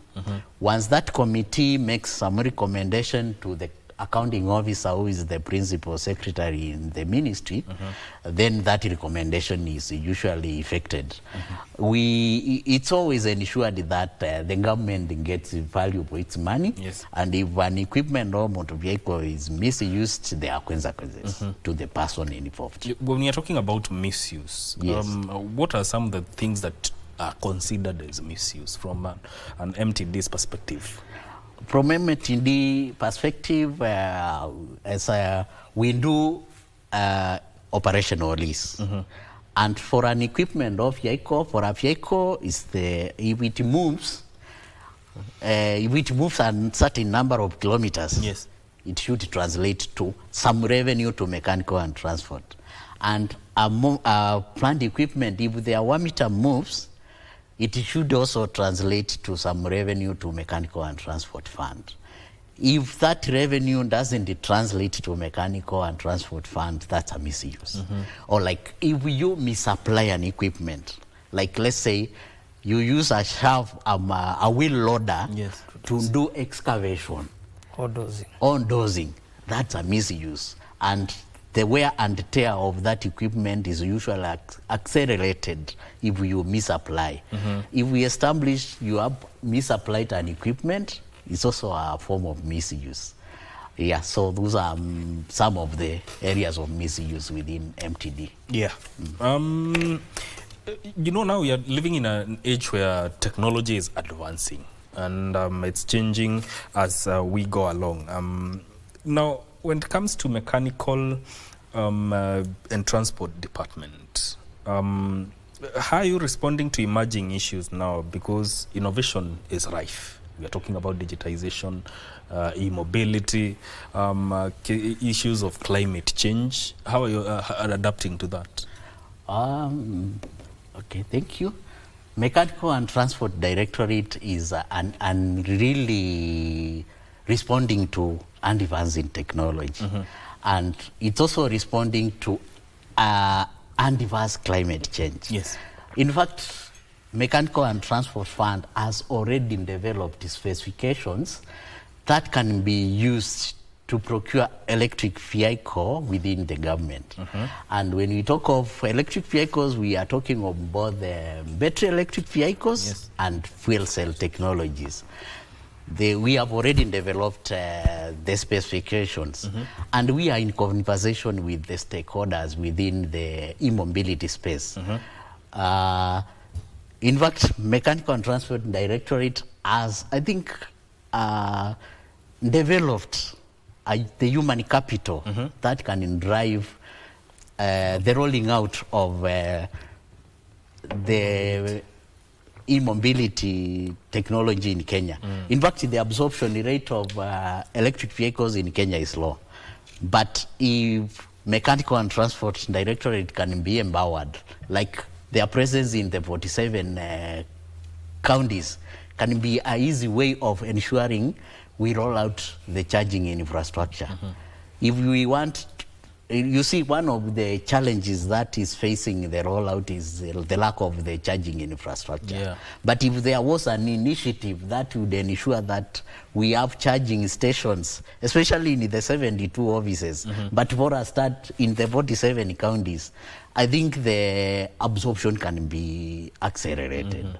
Yes, on digitization, we have done a lot. Yes. We have developed an equipment management system in-house with the assistance of the ICT authority, which is hosted in Konza Technopolis, yes, and backed up in Mechanical and Transport Directorate. And it's managing our equipment. We can get most of the data about our equipment real time. And we are also working with original equipment manufacturers to ensure that all our new acquisitions have telematics. And we can get even very critical information about emissions of our vehicle. Yeah. Like we have equipment, like if we want to tell you, since we acquired that equipment, the amount of carbon dioxide it has emitted to the atmosphere, we can tell just through a click of button. And if this country, we are talking of reducing our nationally determined contribution of greenhouse gases, we will have to address the issue of carbon dioxide. Yes. And that can only be addressed like if we adopt the e-mobility, and if we ensure that right now, whatever vehicle we specify, especially from MTD, we ensure that they are very powerful and their engines have a very small breathing capacity, such that we reduce our nationally determined contribution. This can also be achieved through ensuring that, like right now, you see in Kenya, we have, most of our emissions occur because people use individual vehicles to move around. If we could have a good mass transport system, it can greatly reduce our greenhouse gas emissions. In fact, Mechanical and Transport Directorate is in the process of doing a study on the viability of manufacturing electric BRT buses within Kenya. A need that arose from what Namata is implementing in conjunction with the donor agencies. And we are in the process of concluding that study. And I'm sure the recommendation from that report, if adopted, will go a long way in ensuring that we reduce our carbon footprint. Have you considered the railway system? Yes, the railway system has been considered within the State Department for Transport. And also Namata should also be a part of the implementing agencies, because they are the Nairobi Metropolitan Transport Authority, which covers about 4 counties. And I think it's one of the projects within the pipeline. And even the standard gauge railway should also be considered for electrification. You know, it is using multiple diesel units, which are still operated through diesel. But if it could also be electrified, we would also reduce a lot on our carbon footprint. Okay. Engineer Kivuva, you're also involved in technical committees, like Kenya Bureau of Standards? Yes, on advising on some of these technical specs, on maybe on the same issues on plant. What are the specifications? And we also part of now coming up with specs like the ones talking about e-mobility. What are some of the standards which needs to be put across, so that we don't just get anything coming to our country. Even the issue of the batteries, the charging units, we are part of those committees as a department, so that we make sure what comes out of this is something which is standardized and which is easy to be rolled over the country with a lot of smoothness and easiness. Yes. Gentlemen, your closing remarks. Let me start with you. Okay, thank you for having us. It's a pleasure for having us to articulate the issues of Mechanical and Transport Fund. And I think the partnership between KBC and Mechanical and Transport Directorate will go a long way in increasing our visibility and educating our masses on where they can get services that with regard to mechanical transport services and Mechanical and Transport Fund. Yes. Engineer Kivuva. Thanks a lot, KBC, for having us with you this morning. I would wish to charge the public to test our services and see how we are able to roll out things which are sustainable, especially on infrastructure development, especially on earth roads, whereby we are coming up with roads which are able to go past seasons and at a very cost-effective way, because there's no profit making we are doing. So my charge to our Kenyan population is to try us, let's cooperate together, let's form partnerships which are going to bring us a good infrastructure development for this country. Thank you. Thank you so much. That is Engineer Benedict Mutunga, who is the Deputy Chief Mechanical Engineer at the Mechanical and Transport Directorate, and also Engineer Jeremiah Kivuva, who is a Regional Mechanical Engineer in the Meru region, speaking to us about the Mechanical and Transport Department, or the Directorate, which falls under the Ministry of Roads and Transport. This is where this conversation ends under the entire Good Morning program. Thank you for tuning in. My name is Mike Migwe. Stay with us, KBC Channel 1, and enjoy the rest of your viewing.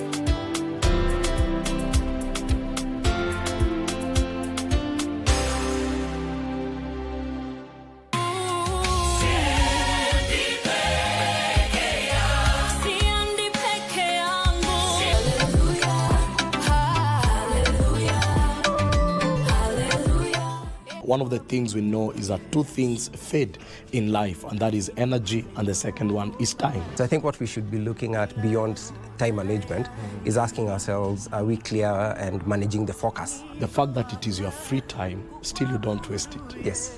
Don't prioritize your schedule. Yeah? Schedule your priorities.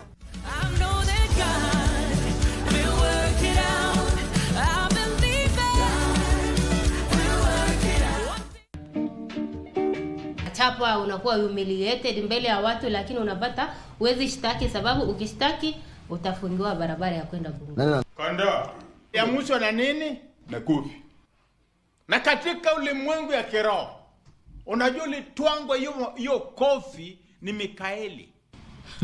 Sasa mimi nauliza wewe. Bila nabii ungekuwa wapi? Mimi angekuwa Bachola. Unajua utapata shida. Wewe ndio malaika ama sijakuelewa bado? No. I'm his prophet. Huyu yeye ni nani anawababaisha hivyo? Bila na kusomeanga maisha yako vile iko. Na wewe unaamini? Makwa. Ni kweli sasa. Ulikuwa umejua list ya millionaires ulikuwa umeingia. Le hambaya papa. One of the millionaires. Millionaire? Si ndio? Akinirutisha tu kwa hiyo namba. Tafadhali nirutishe.